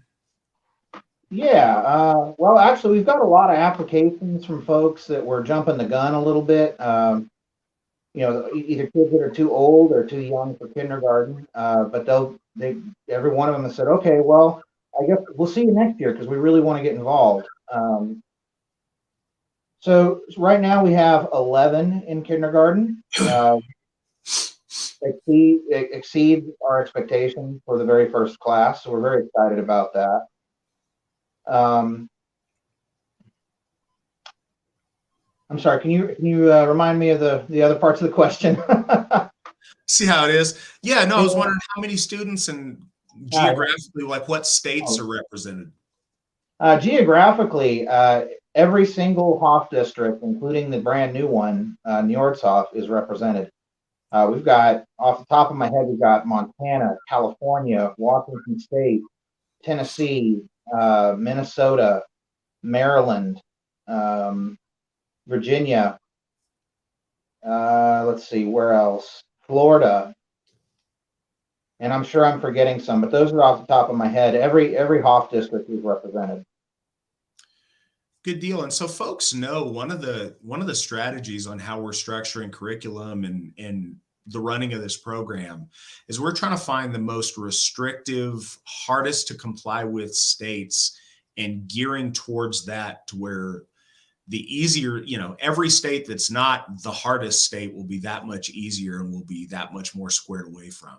But if you're worried that maybe your state has standards that you're scared we don't meet or whatever, please still reach out because we're committed to making it compliant with all of the states.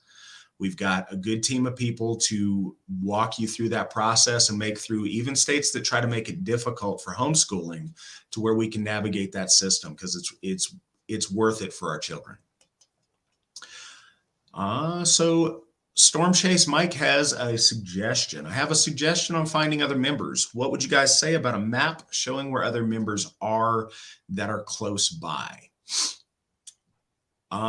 For members or for non-members, for within the membership, we could do something like that. It'd take a little bit of doing. There's a thing on the application where you select whether you want other people to be referred to you or not. A lot of people are touchy when it comes to giving out their exact addresses. So I think that how we populate that map would be interesting. We could maybe put it on, you know, just the town instead of making it closer than that. We already have a really nice map that we use within leadership to plot where members are. But I think something visual like that would be really useful for our members. So that's something that we can certainly consider. The other thing that's always good is reach out to your local folk builder. They have access to the map that I was talking about. They can tell you who's close and who's not, and they can get you connected with those people near to you.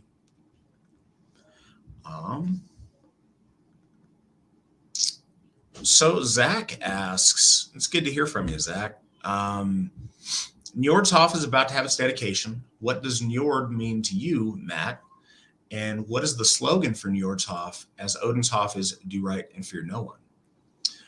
First, the slogan is, the harshest winds make the strongest wood. And I looked over to the side because I have it hanging on my wall over there, the flag that is. So what does Njord mean to me?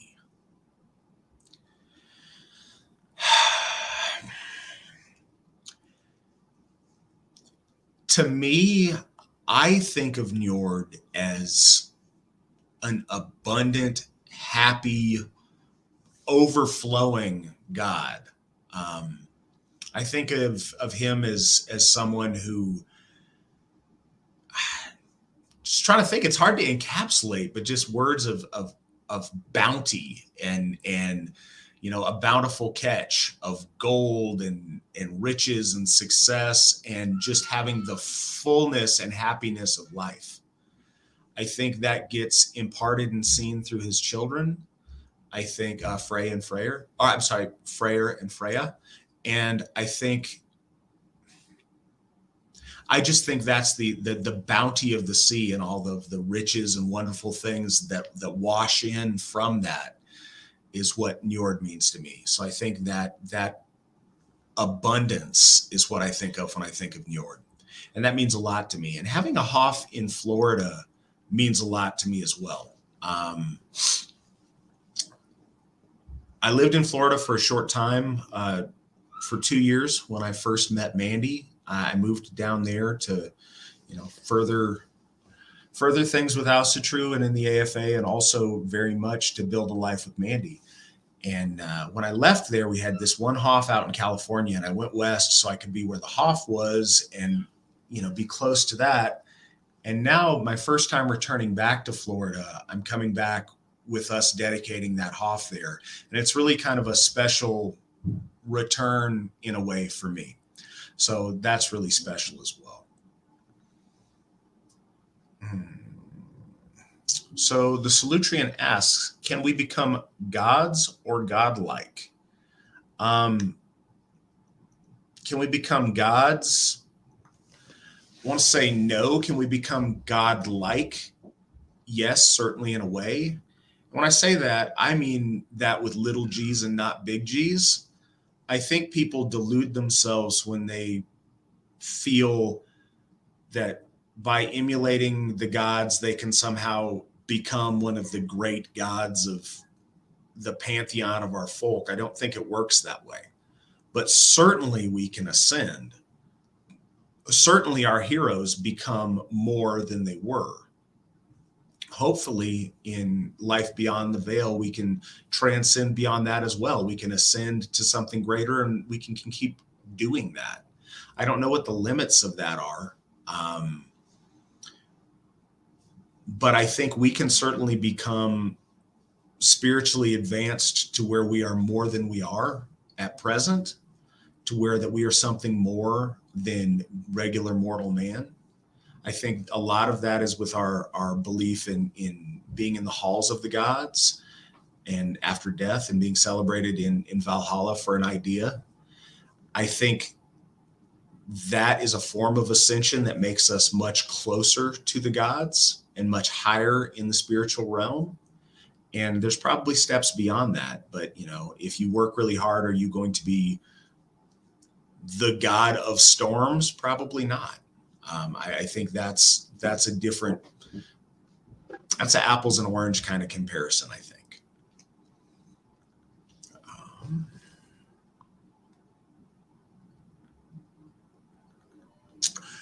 So another question, or a statement rather, learn a little Old Norse to study the Eddas? Yeah, I think that would be certainly cool to do. I think the more you can read texts in their original, the more you get little subtle nuances of them. If you read all of the different Eddic translations that we have now into English, they're all a little bit different. Sometimes that difference is really small, but in some passages it's very big. So I think it's always kind of a cool and a special thing to be able to go back to that root language. If you're a native speaker of that language, or if you learn it, you pick up some nuance that you'd miss otherwise. What do you think, Rob? I absolutely agree. Even just with modern languages, when I read something like from the Meister von List, who I mentioned earlier, when I read something from him in the original German, I get the nuances, I get the context perfectly, the way he wanted it portrayed. Whereas if I read a translation, there's definitely something lost in translation. So it is absolutely of value to learn the languages of the primary sources. All right.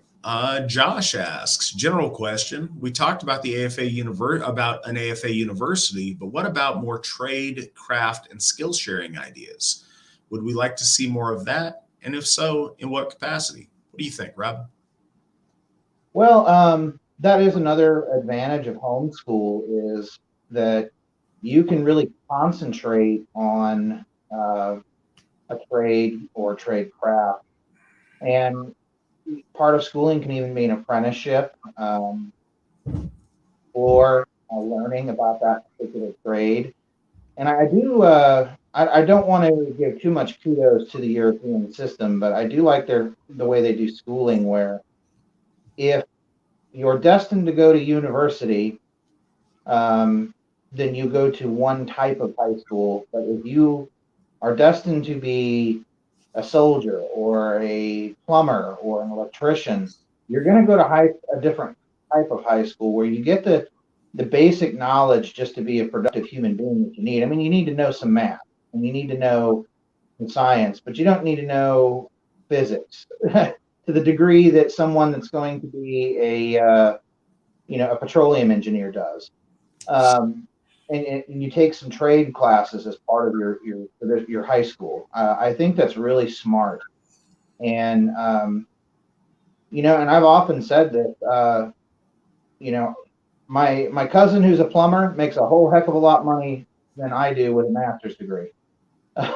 So I do think there's much value in tradecraft and trade education, and I would like to incorporate some of that once we get down into the high school level. And that's the beauty of homeschool, is that we can do that.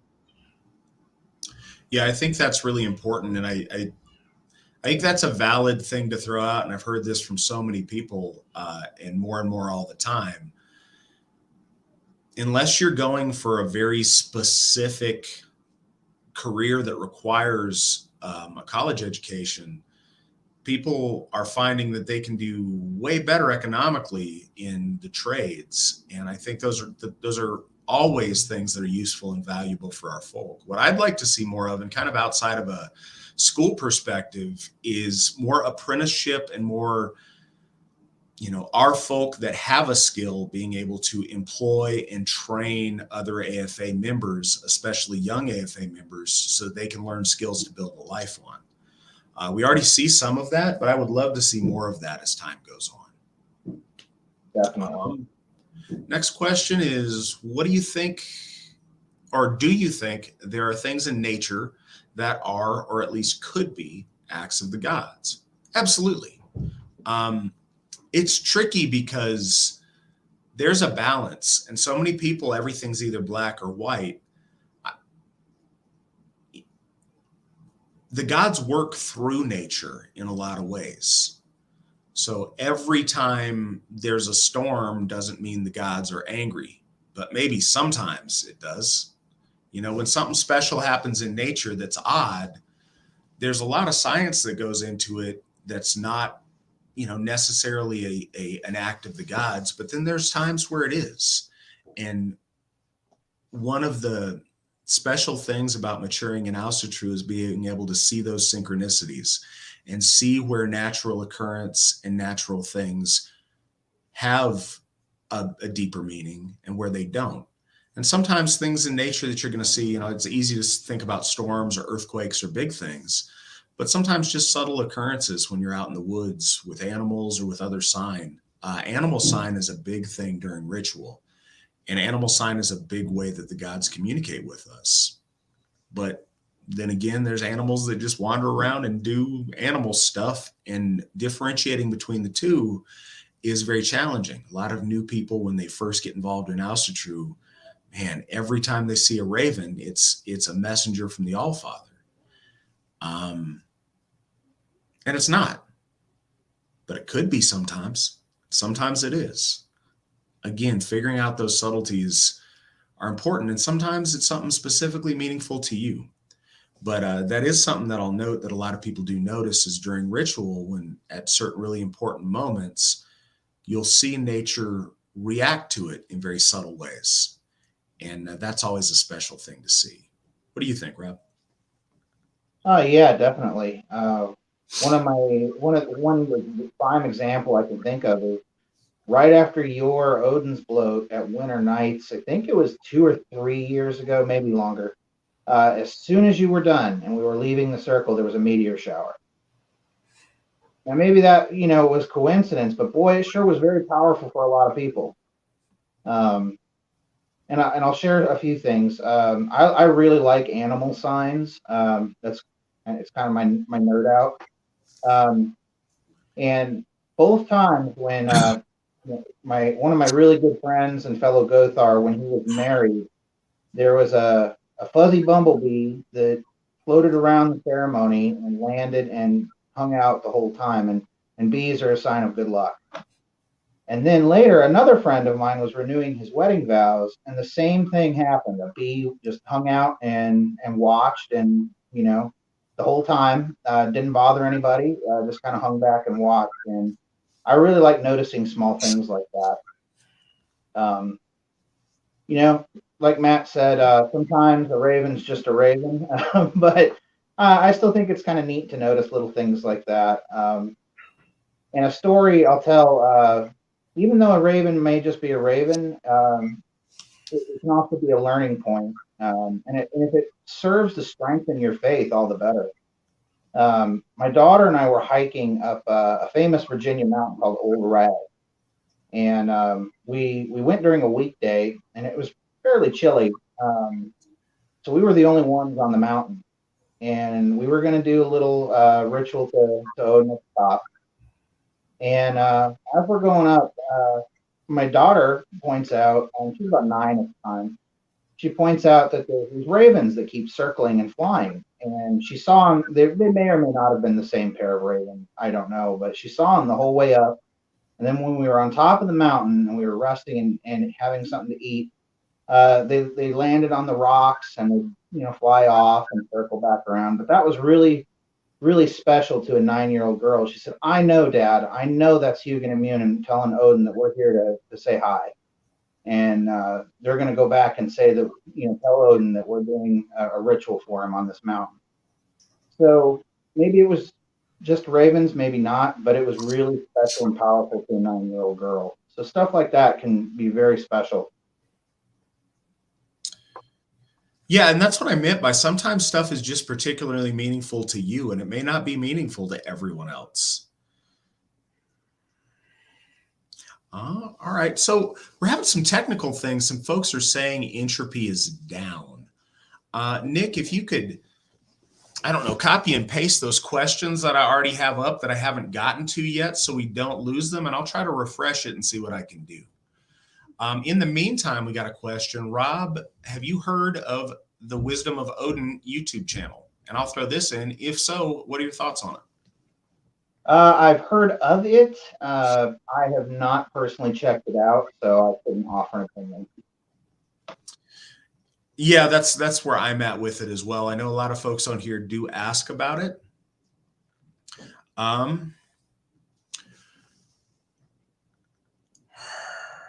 I'm more of a book guy than a YouTube guy. I still like having paper books in my hand.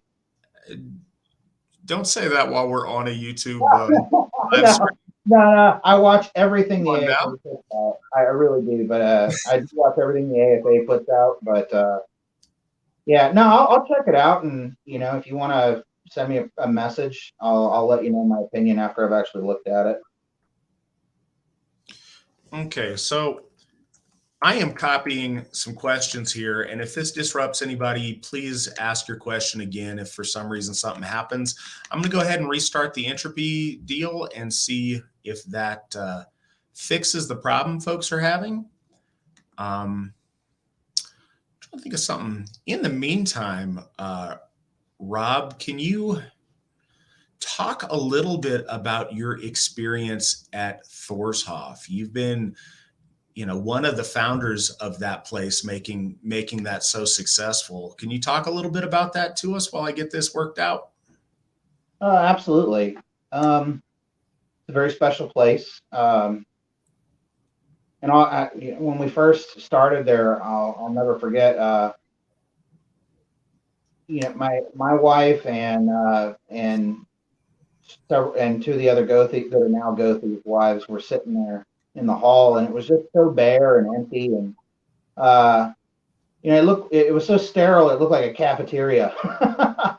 But now it feels very homey, and it's very welcoming and warm. And to have played a small part in that is really special. Thorshof is my second home, and it feels that way. The people there, my family, it's just such a magical place. There's so many powerful rituals have occurred there. You can feel the current of energy flowing through the place. And so much hard work by so many great people have gone into making it what it is now. And I mean, it's in a very scenic, picturesque place, a small southern farm area. Linden itself is a nice little southern town. There's barn stars on even City Hall, which is really cool. It's such a relief to go there too. Get away from the modernity for a while and be around how life was intended to be, with family and friends that you love and love you, and in the energy and the power of the God's presence.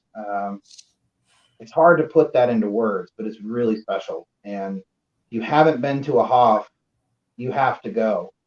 All our Hofs are unique, and they do have a slightly different feel, but they're all very special, and they all have that warmth and magic there. If you haven't been to a Hof yet, you really are doing yourself a disservice. You've got to get to one. What Rob said. Yeah. It should be obvious to anybody who's watching this that this would be our suggestion, but absolutely, if you haven't been to one, it's such a game changer. And being able to see the difference when we didn't have Hofs, and when we were, just kind of traveling around to parks and making the best of what we have, the difference between that and a holy temple honoring our gods that we can come and we can call ours and we can call home is it's such a special transition. So I've got entropy back up. It never really stopped for me, but I went ahead and reloaded it if people want to get back in. And Nick is being so kind as to repopulate my questions. I don't think we lost any of y'all's questions, but if you don't hear us answer, feel free to ask again. I know we usually run behind on questions because we get meaty answers. So, and it promotes really good conversation. All right. So do you think that pagans could make their own non-PC movies or series about the myths and history? For example, there are a bunch of fan-made films based on fantasy like The Lord of the Rings and other fantasy. I think that I would encourage more people with traditional values generally to be involved in making entertainment. There's a lack of that. And I know the way that mainstream entertainment is structured, it's very, very hard for someone to break into that because it's controlled by a select group of people, unfortunately. So it's kind of tricky. But I'm a big fan of independent films and independent things. And I know some of the fantasy things that you're talking about, there's a lot of LARP things, but LARP's cool if you're doing it as a movie and it's in its own box. It's not cool as a lifestyle choice. If, I think that more of our people getting involved in art, whatever the art may be, would be a beautiful thing. But specifically in film and entertainment that way, I'd love to see more of that. Gothi Rob, we have heard that you're a big student of history.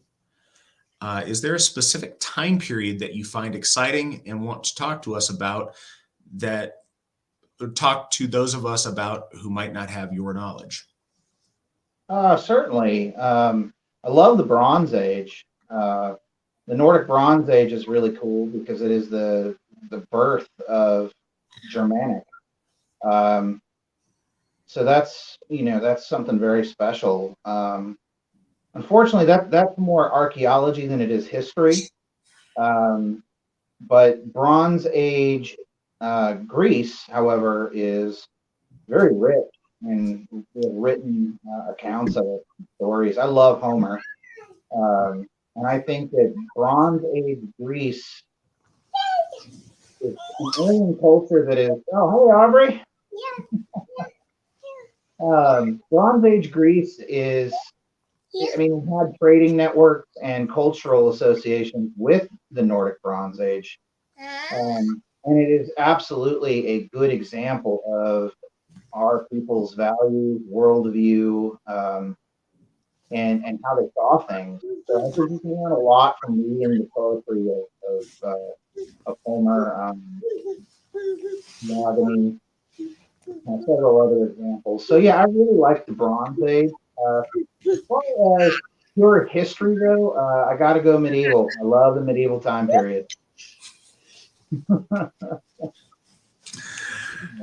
star of the show is here, so I'm. Yeah, we got a special guest. My beautiful daughter Aubrey just got done taking her bath, so she wants to come say hi and try to poke the camera and wave at you guys.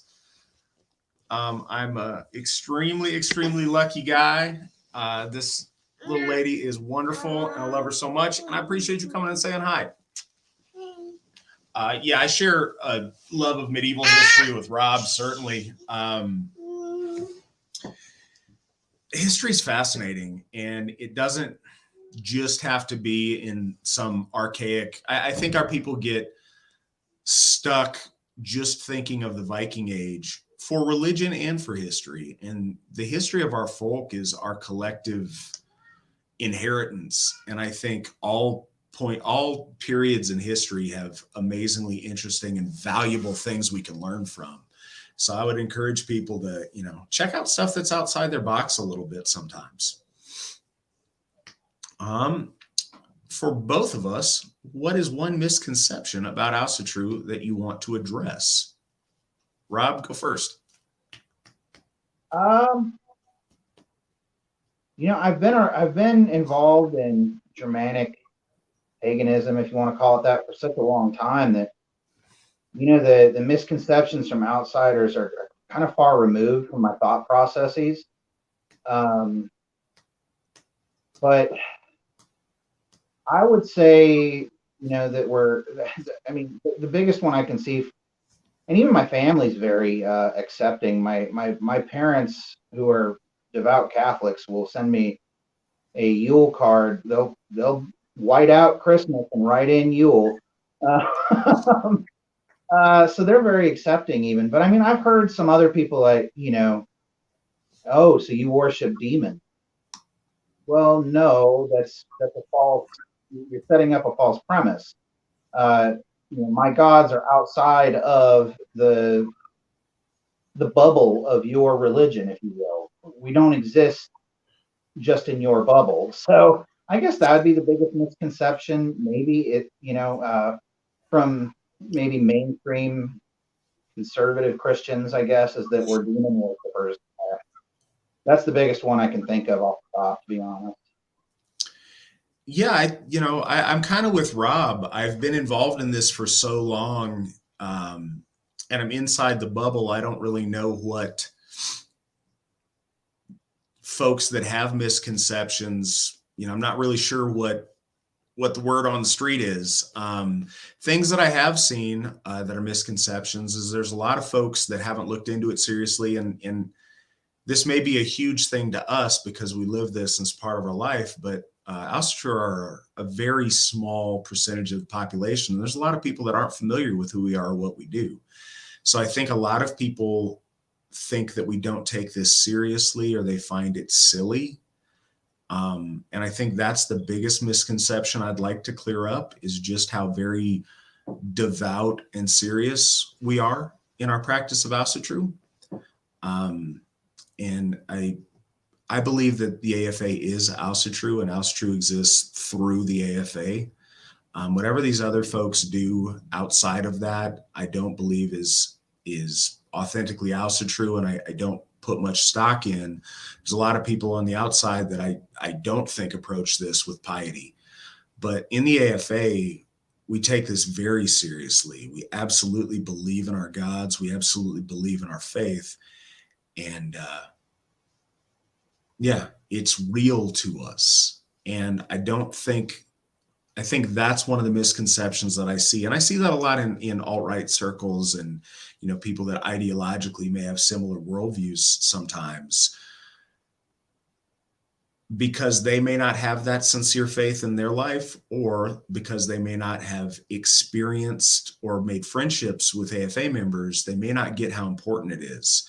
But one thing I'm very gratified in that way for is when we've had members of the community show up at our Hofs.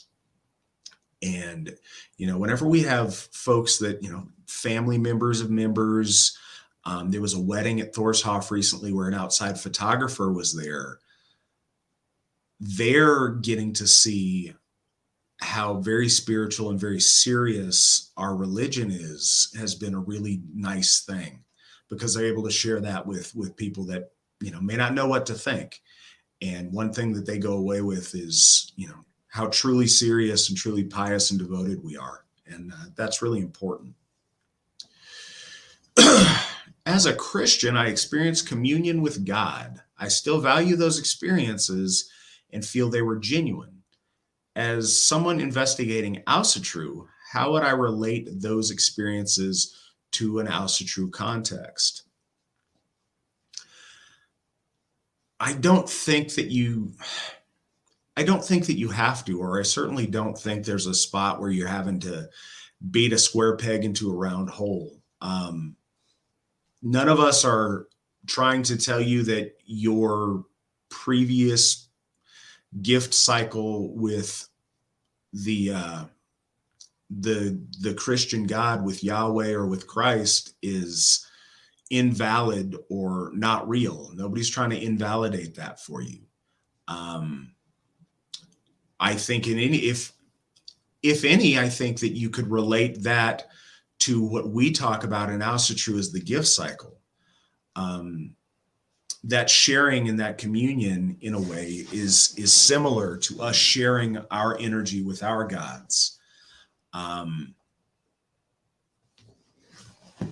Just as your God, or I'm not sure where you're at in your spiritual life here, so I don't want to presume, but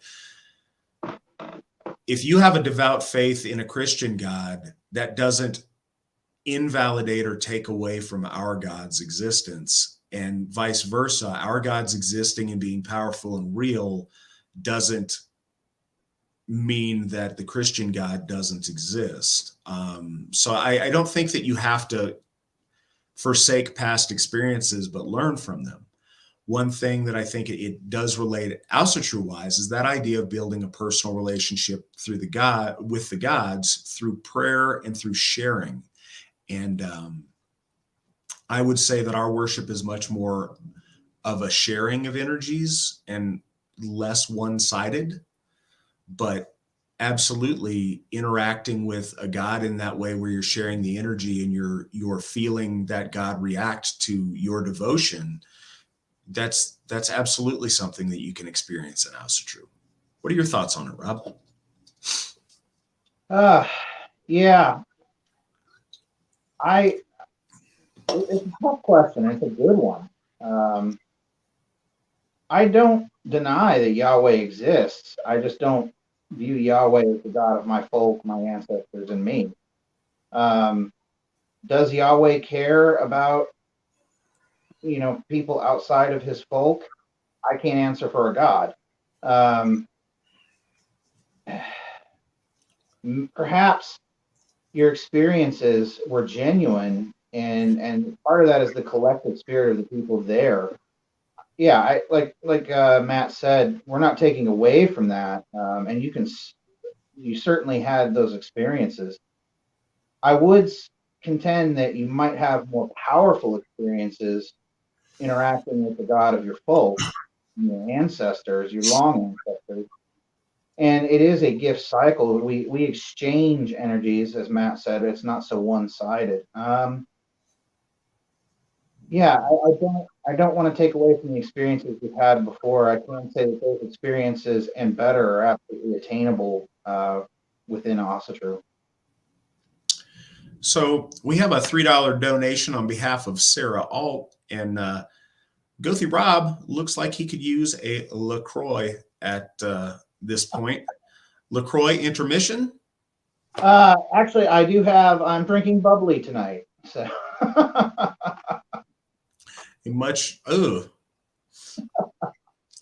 But yeah, actually, a big shout out to Ryan, who sent me 4 cases of LaCroix while I was doing the Baldershof Godful. That was amazing and awesome.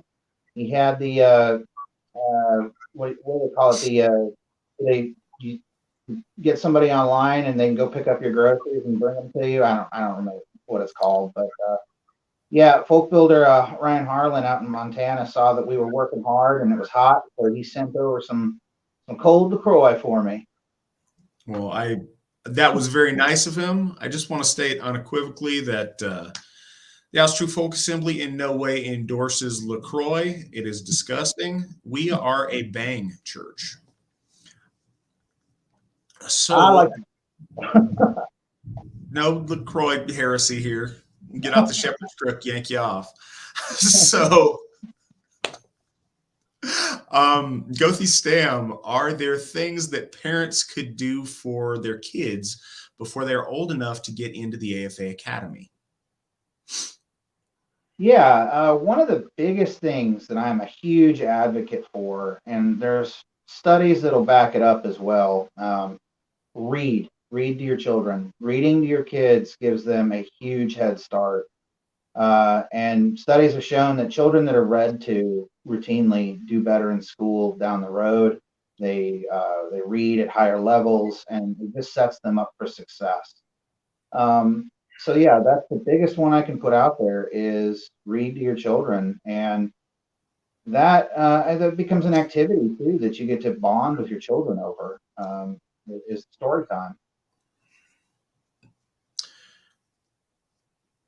Good deal.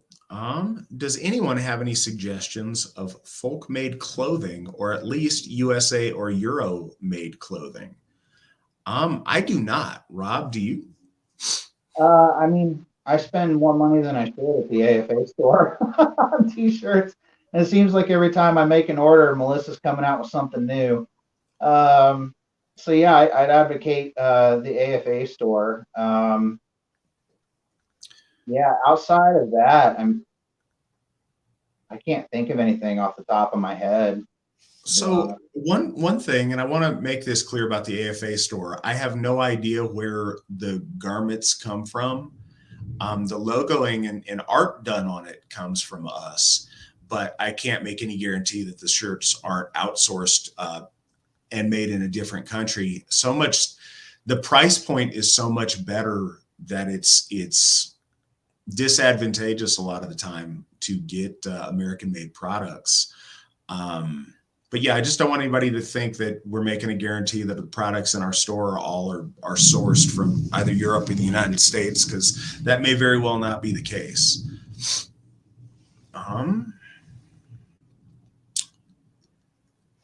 Can AFA members keep the fact that they are AFA members private to avoid people at work or other places seeing that one is a member of an organization called white supremacist on Wikipedia?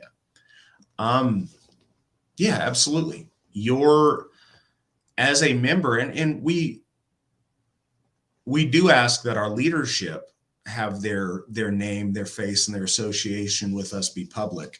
But that's for being leadership. As a member, it's entirely up to you on who you want to let know about your involvement with the AFA or not. We don't publish our membership list to, the general public. We don't give that over. We don't give our membership list over without, some kind of subpoena or something. That's not something that we do. So your privacy is very important to us in that way. And you can tell whoever you want that you're a member or not. That's entirely a choice for you to make. That said, the AFA as a whole, we believe in practicing Asatru openly. And we carry that over with our events and with pictures that we take and how we do things. But as far as you as an individual and your membership with us, that's up to you who you want to share that with or who you don't. Rob, if folks find Asatru resource recommendations for your review, where can they send this? You can just send it to my email, which is rstamm@runestone.org, which is on the screen now. Thank you, Nick. That's the best way. I check my email incessantly. You send me something there, I'm going to see it. That's an interesting question. I don't think we've ever gotten this one before. Would you all suggest a break for a fence sitter that's leaving one religion and interested in the AFA? Rob, what are your thoughts on that? Well, I think that if you're considering leaving a religion, there had to have been a spiritual and mental break prior to you actually going through the steps of leaving that religion. Like something had to spur that on, something in your heart, something in your soul, that started making you question things, started making you wander. And you've obviously looked at the AFA and that looked right. So I don't think necessarily there has to be a break, because probably mentally and spiritually, you've already been through that break process. And you found the AFA and you're like, that looks good. Now you go through the actual physical world steps to make the break from the former faith to the AFA. So no, I don't think there has to be a break. It's a really, really interesting question. And it's in a lot of ways, it's exactly the same as people getting out of a relationship. It all depends on where you're coming from.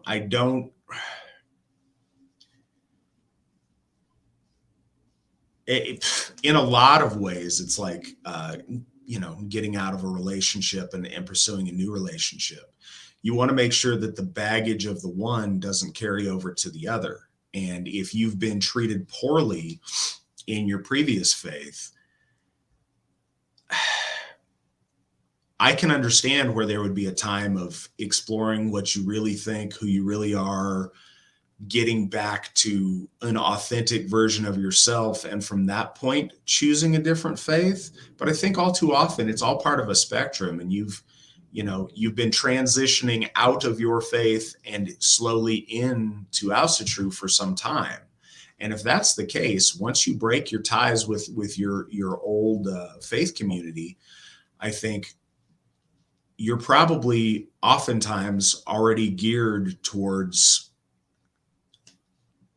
getting immediately involved in Asatru. And I would suggest you go ahead and do that. I think there's something to be said for, taking a moment to breathe and figure things out is important, but there's also very much something to be said for, riding that wave of zeal and enthusiasm when you discover something new that you're passionate about and excited about. So yeah, I think that depends on the individual, but I don't think I wouldn't recommend that period of taking a break. I would recommend that you jump in and open yourself wide and completely to our gods and our folk and see what beautiful things can happen. Can you speak to the idea that the power or influence of the European folk gods is directly proportional to the degree of intensity that Europeans believe and revere them? So yeah, absolutely. And I think that's a really good thing that you bring up, or an interesting thing that you bring up. I think our gods exist and have power externally from us, but certainly that power is amplified by our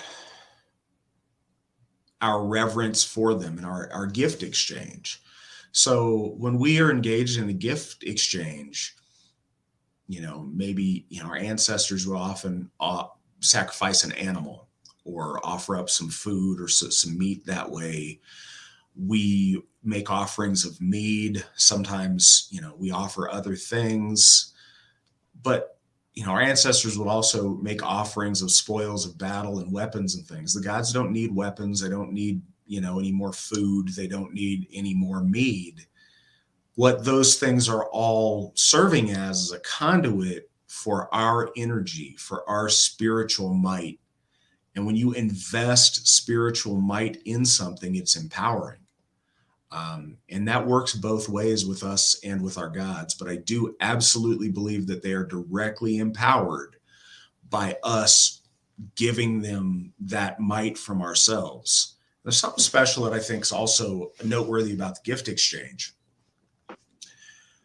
It's very much an exchange, and it's an exchange of a resource that doesn't get spent the same way other resources get spent. There's a synergy there that when it cycles around, the more we pass it back and forth, it becomes worth much more than the sum of its parts. It's not like we're all drawing from a limited resource of spiritual might. Our very active engaging in that cycle and that process so often increases the relative power of that hamenya and that might that we pass back and forth between us and the gods. What's your take, Rob? I don't think I can say it any better, Matt. Fair enough. Carter asks, Mr. Flavel and Mr. Stamm, what are your opinions on incorporating American folklore / American history into our beliefs? Let's have you take that first, Rob. Absolutely.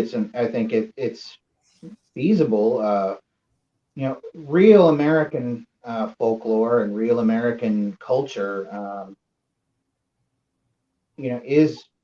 stems from Europe. Like I was talking about earlier, bluegrass is,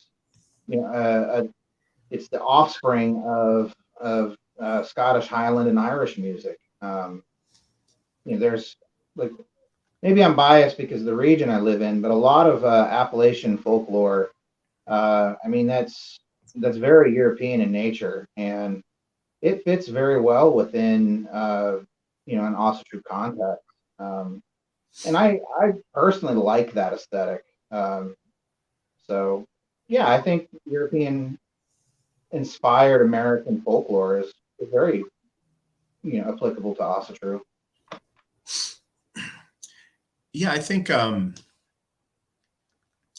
this goes kind of back to what I was talking about when we were talking about history earlier. I think it's a fallacy for us to engage in Viking LARP. And I don't just mean in a sense of playing dress up. I also mean in the sense of putting our mind in that mindset. We're not Vikings. We don't live in, 800 in Norway. We just don't. I think acknowledging, those of us who are Americans, acknowledging our Americanism, acknowledging our recent history of the past. I mean, maybe your family's just moved here, maybe you've been here for hundreds of years, but acknowledging your real history and where you're from doesn't distance you in any way from an authentic practice of Asatru. Being a Frenchman doesn't, negate your right to worship our gods. Being an American doesn't, make any of us less or distant or more removed from Asatru than someone who currently lives in Norway. I think what's really, really important to our faith is practicing it in an authentic way that's relevant to us, to the area we're in, and to the life that we live. And I think certainly incorporating our American history into our beliefs and into the things we celebrate is very important. And I mean, the same would go for those of us, folks who may be listening who are in Australia or South Africa or New Zealand or any other place that Europeans have colonized. Don says, well, why not do plays, songs, or short movies of our faith and God's? Yeah, why not? I think those would be great to see all of those things. We've talked about songs already, but some more music, especially folk kind of music that you can sing along to, as opposed to, I don't know. I like, especially in a religious context, music that you can sing along to, that we can sing along to together. The idea of us all singing together something is really special to me. And it's really hard to do that with metal and Cookie Monster vocals. It's much easier to do that with something like folk or like bluegrass, where you can very clearly understand the lyrics. Alsherjargothi, have you ever made your own idols and or altarpieces? I have not. I mean, I say, okay, so to give a better answer on that, no, not as far as pretty stuff. I am not good at making things, crafting things. I've never been a crafty guy that way. I have done, various carved runic symbols or things. If I need something to meditate on or something as a magical purpose, I've done that, but I don't really think that's necessarily what you're asking. Also, my runes that I use are runes that I did carve. I carved those and then I blooded them with my own blood, because I think that's very important to do for your connection with those particular items when you're using those in an esoteric way. Is it right to call it a church? Yes, it is, but I understand how the question could be confusing, especially if you live in a different country. In the United States, church has a meaning, and it's kind of got two meanings. So in the United States, church can refer to the building that the services are held in, but it also refers to the organization. Like the Catholic Church isn't a building, it's the international organization of Roman Catholicism. The Baptist Church isn't Fifth Street Baptist Church, it's all of the churches that conform to the Southern Baptist Convention, or however they do their governing body that way. So when referring to a large international religious organization, I think church is the only word that fits that accurately, certainly in the United States, to where people understand that meaning. It also has a legal definition that fits what we do, that makes that make sense. And we could call it something else. We could make up a term that people are unfamiliar with, but that wouldn't really communicate well to other folks. And when we try to call it an organization, people think of it as a club or,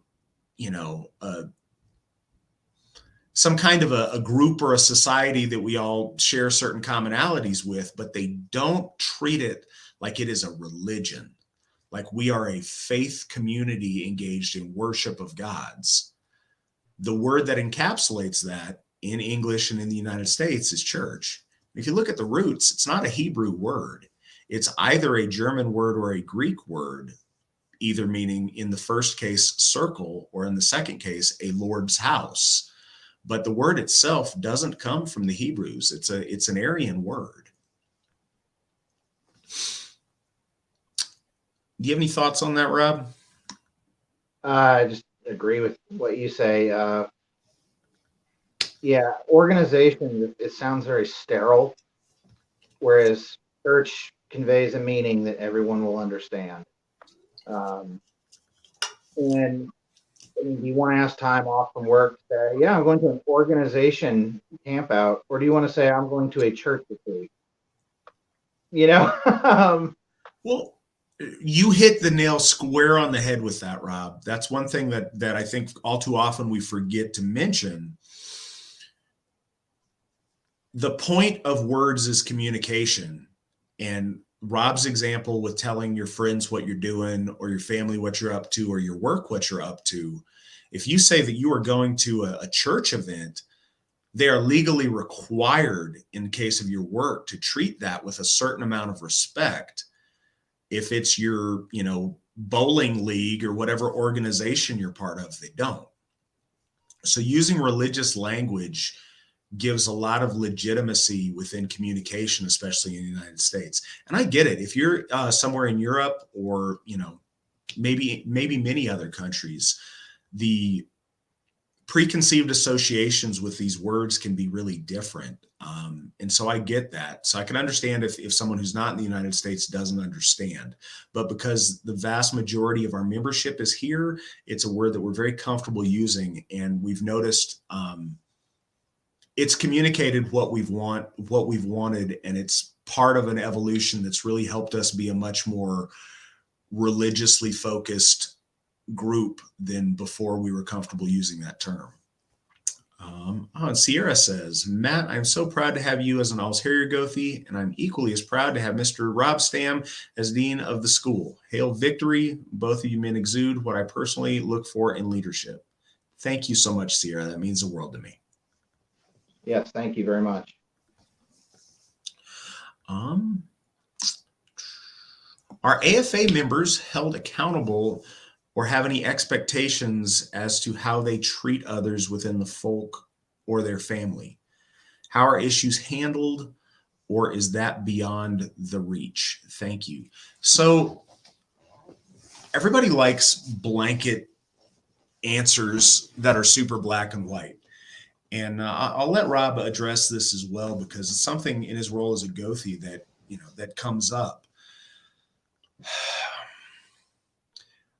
Held accountable for and have expectations, absolutely.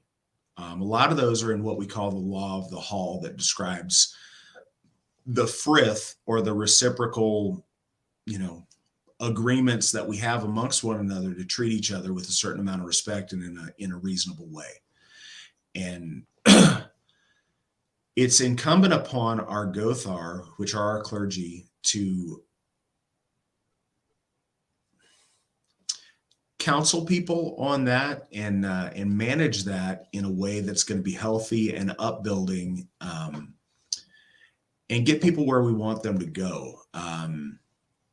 We're very much a family in the AFA, and we want to correct bad behavior and move it in the right direction the best that we can, as opposed to just cutting off people that don't live up to expectations. The idea is to help build those people up to where they do fix what they may have broken, and to where they can move beyond it and grow and get better. So we want to counsel all of our people. One of the things as a Gothi, it's important, is to counsel each of our members individually in what they can do to better themselves and better how they treat people.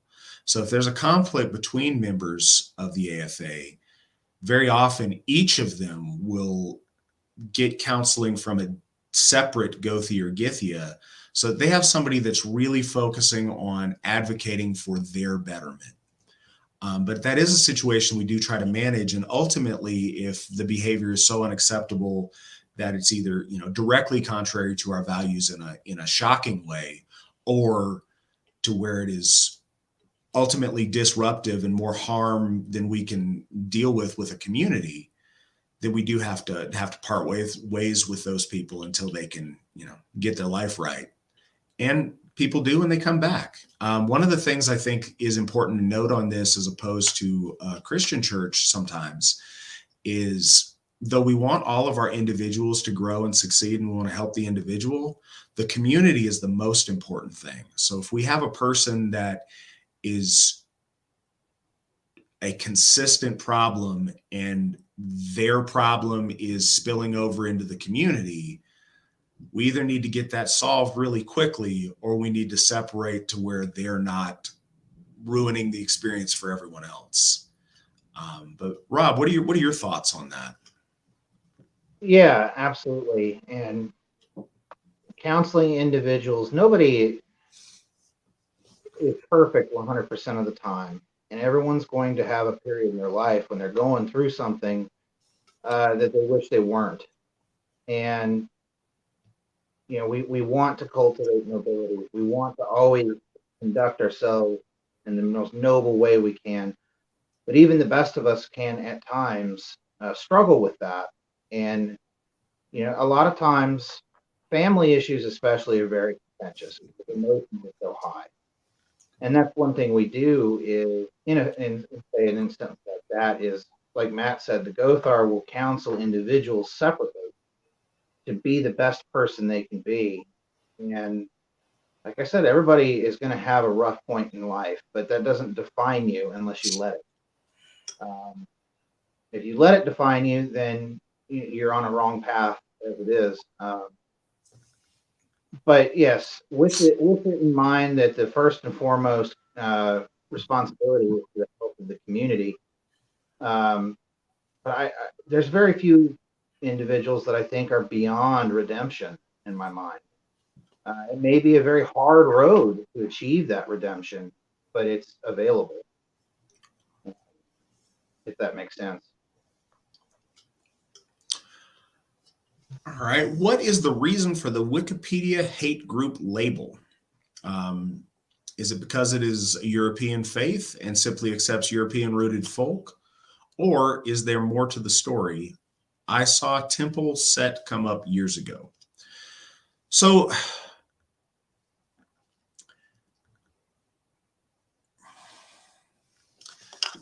leftist commies call everything they don't like hate while they're bursting with hate internally.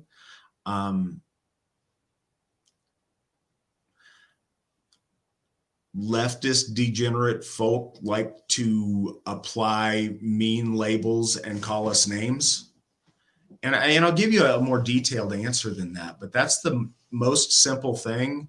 It's become in vogue in the last 30 years in this country, and much, much more so in the last 10, to just shout down hate, bigot, racist, homophobe to people that you don't like and make them run and hide. And so the left does that with, impunity, and they do that with careless disregard for truth about things. Wikipedia, I believe, so Wikipedia has got these little, the way I understand it is that each category of thing in Wikipedia has its own czar for that category that officiates what things are able to be added, what sources they accept, what sources they don't accept, and has say over that. The one in charge of the section that we're under is pretty biased against us. So they won't allow people to put in favorable things, which I don't expect, but they also don't allow people to edit things based on objective things or facts, or force them to, Wikipedia can straight up label us a hate group or label us a white supremacist organization without having to cite sources. And our people are unable to get that removed by questioning that, or by suggesting that we are, accused of it by an organization, or a different way to word it that doesn't make it a fact. And unfortunately, when people read Wikipedia, very often they assume that what they're saying is factual, and that's unfortunate. So Wikipedia is saying that because the SPLC a number of years ago labeled us a hate group. In that time, and if you read the SPLC article on us, it doesn't mention that we've done anything hateful or that we say anything hateful. It specifies that. It doesn't connect us directly to anything hateful. It throws in random people that have never been AFA members in the same sentence with us to try to associate us with people that have done hateful things.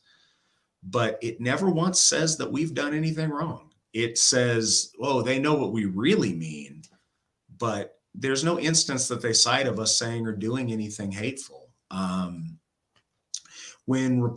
a reporter that was doing a story on us when we opened Baldershof reached out, and they were trying to do this scandalous hit piece on us, and they reached out, and they had contacted the SPLC and asked them why we were a hate group. And this reporter was disappointed, but they said, yeah, what the SPLC told me about you guys that makes us a hate group was 3 things. We believe there is a biological component to race. Well, there is.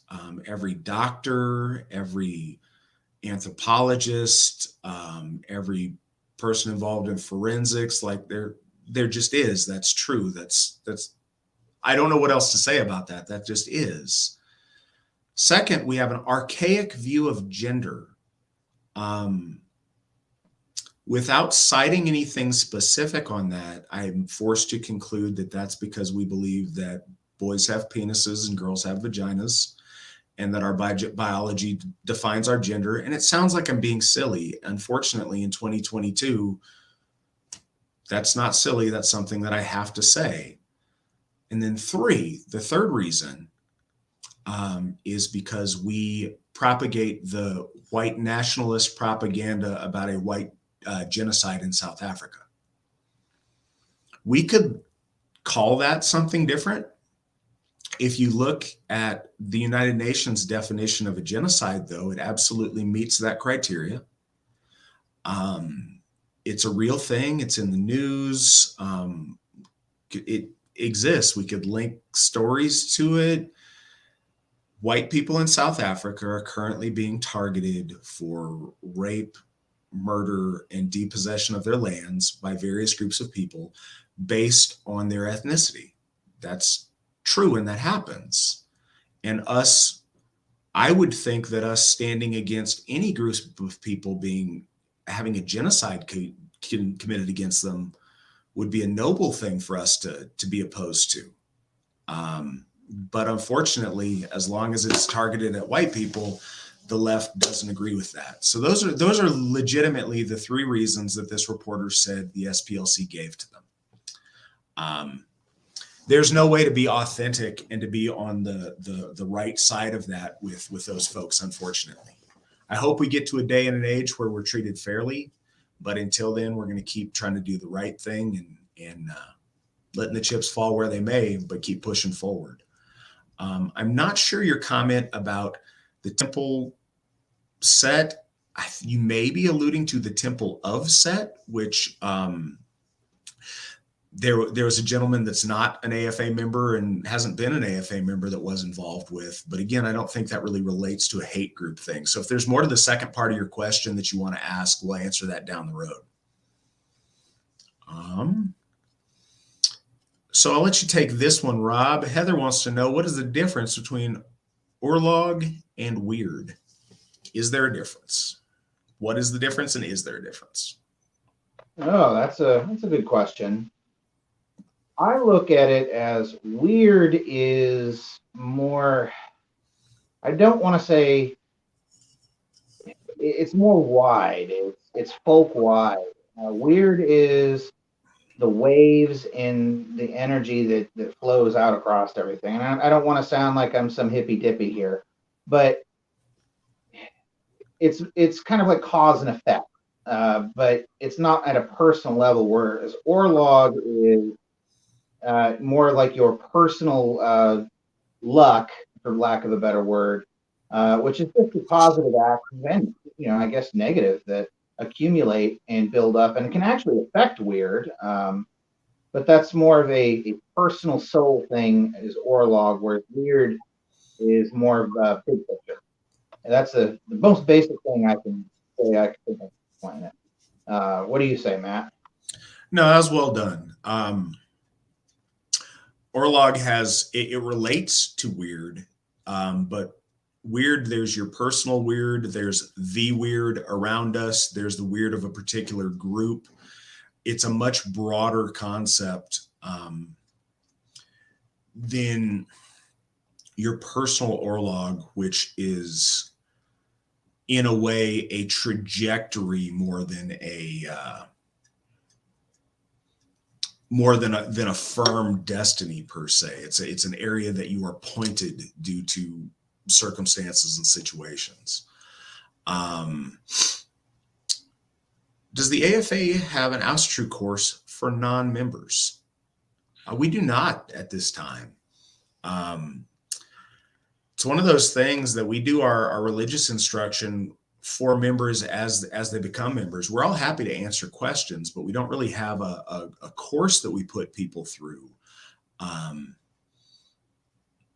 not sure exactly what that would look like, but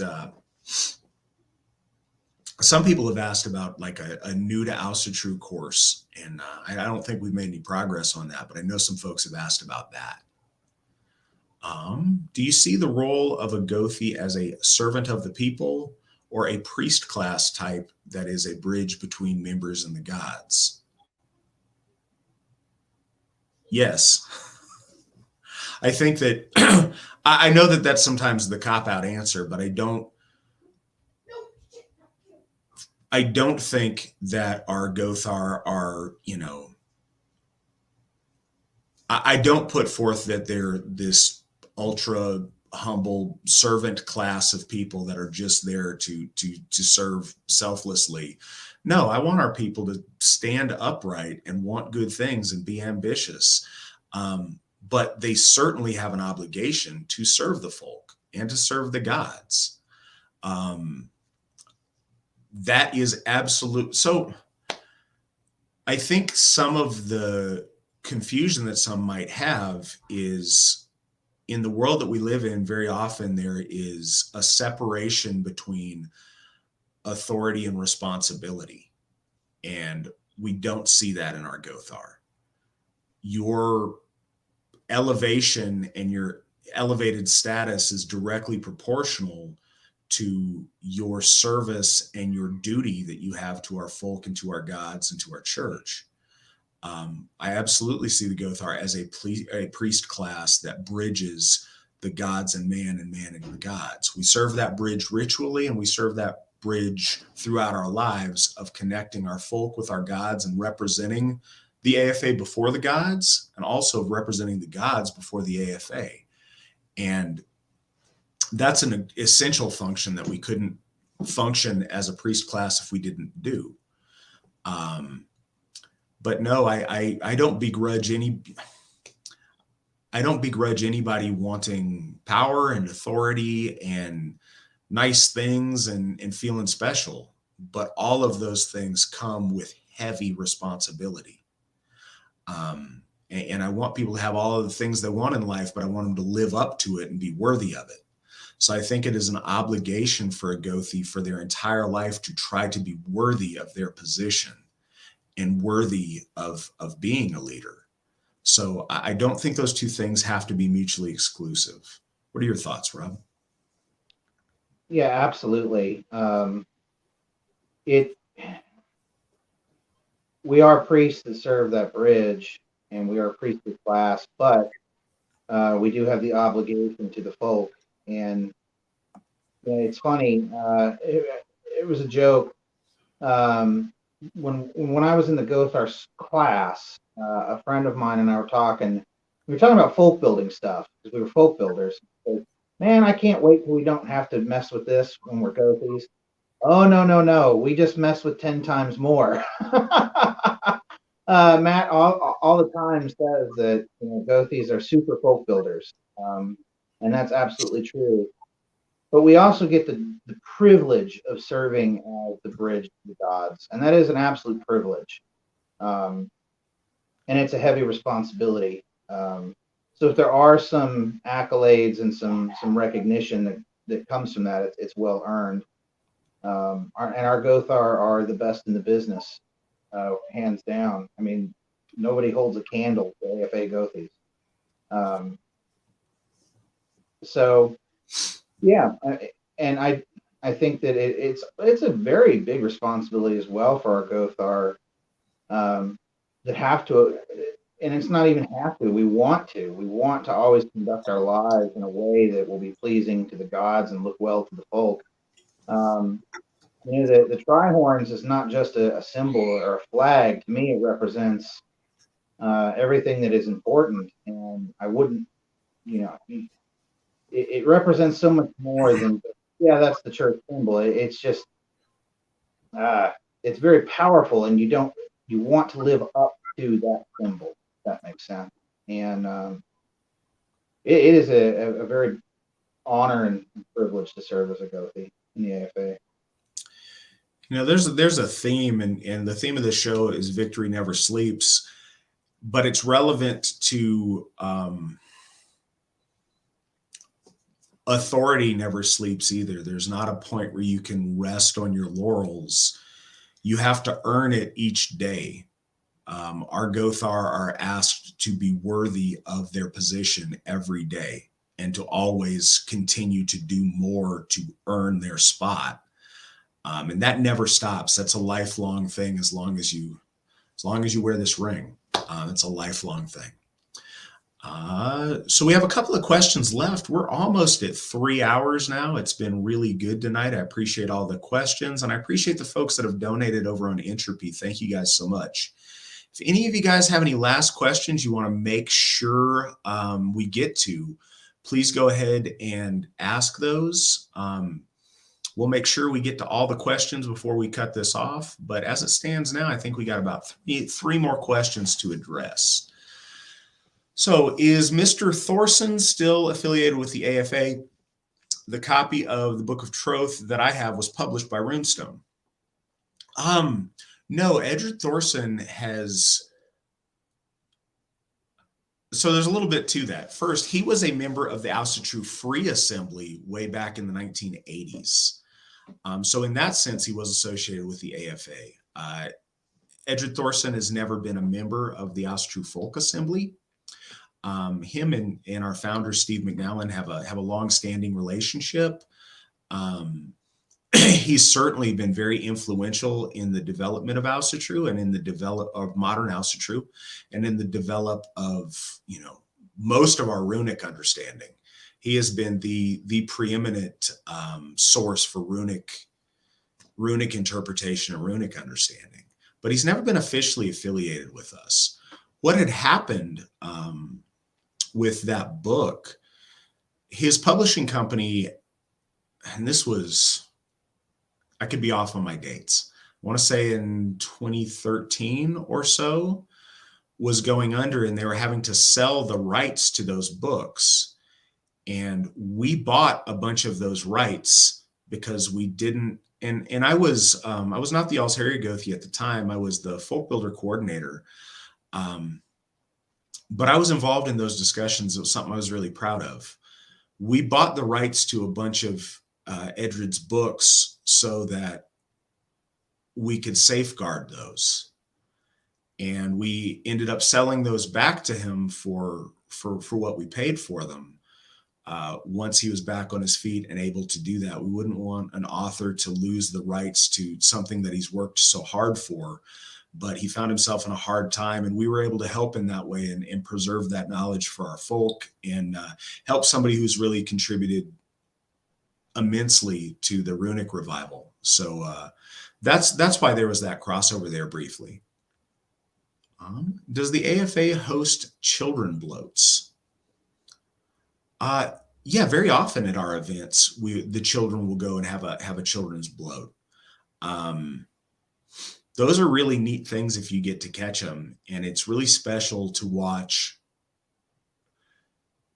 and see what the children do during those. It's really sweet, and I'm blown away by some of the really good toasts that I've seen children make, both in in different rituals that they do. Their actions in children bloats have been really cool, and then the toasts that they make sometimes at Sumble have been really, really nice and really spot on. We have a donation from Sarah, $25. Thank you so much, Sarah. We appreciate that.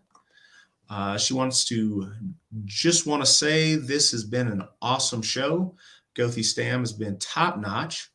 He has been the best boss to us over at the Academy.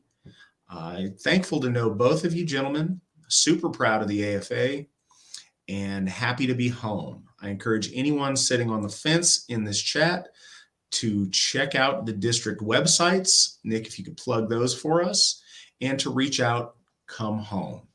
Well, I'm very glad you feel that way, Sarah. Rob's awesome. He has been an amazing guest. This has been a great show tonight. They're popping up on the screen now, but please check out those websites. They're your best way of seeing what's going on near you. There's an event calendar section on there, so it shows all of the amazing stuff we have going on all the time in so many different places. I encourage you guys to get involved, and like Sarah says, to go ahead and come home. Last question of the night. Let me see. Hold on. I may have to scroll for a second. I may have spoke too soon. Okay, there's a couple more. So last one that was on my screen. Do you often get approached by universalists who say there's no evidence for folkish Asatru? No. There was a time where there was a lot more interaction. We don't get approached by those people often anymore. I'm really glad for that. That was, I mentioned the white babies statement that I made that caused Declaration 127 a long time ago. The purpose of that was to create that very clear separation and distinction, because there was a lot of overlap at that time. Since that time, there's not a lot of overlap. We don't hear a lot of the nonsense that universalists have to say anymore. It usually just doesn't come to our attention. Their argument about folkish Asatru is absurd on the face of it. Every folk society practicing an indigenous faith has been folkish and has shown an in-group preference for their family, their clan, and their tribe. That's obvious. It's ever present on any of the source literature. No, they didn't live in a ethnically diverse nation like the United States at the time, so there was no reason to make it that explicit, but it was always understood in a fact of life that one's allegiance was to one's family and their tribe and their clan and the gods of their ethnic people. That was always how it was in the ancient world until the Abrahamic faiths took root. That's just understood by anyone with common sense. It's like the woman that asked at some kind of a speech, I saw this clip of this woman asking where it says that Boy Scouts had to be boys. And I think it was Ben Shapiro, and he's like, in the name Boy Scouts? It's any folk religion is going to be folkish by definition. That's what it is. I'll say this about modern Asatru. It was always folkish. There was no universalist Asatru until the very tail end of the 1980s and maybe the early 1990s. There started being this universalist reaction. But Asatru, since its inception in modern times, first, certainly with Elsie and certainly with Alexander Rudd Mills, Rudd Mills being much earlier in Australia, it was always inherently folkish. And with the AFA and with Steve McNallen's founding of modern Asatru in 1968, it was always inherently folkish for, the next 20 years until a couple weird lefties started coming up with ideas. But the old timers that were around from the good old days, they're wondering what when did this universalist thing start up and why did it start up? And there's conflicting theories on why their school of thought started up, but very little of it has to do with anything authentic about our gods as far as why they're universalist. Despite protestations to the contrary, they try to force our faith to conform to their politics instead of the other way around. And that's a very backward way of thinking.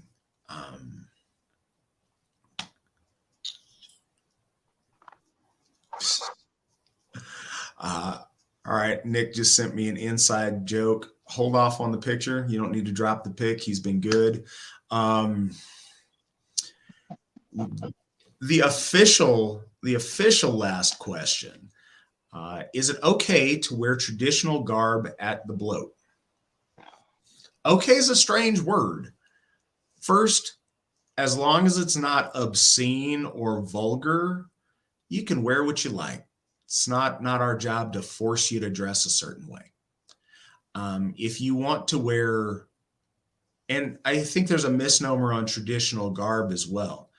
If you want to wear garb that's modeled after the Viking age, I don't know why you would like to do that, but if that's something you would like to do, you're certainly welcome to. You will most likely be the only person doing that, and some people will definitely look at you strangely, but you're certainly welcome to. Certainly the leadership and myself and many of our members are gonna, wear a suit and a tie or a nice dress for the ladies and dress like modern people who are doing something religious.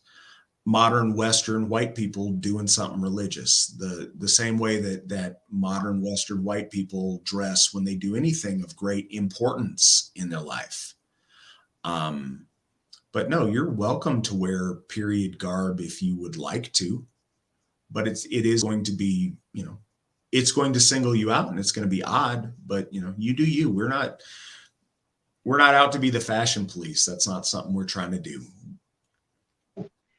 So that said, Rob, is there anything you want to leave us with? Any final things that you'd like to tell the audience?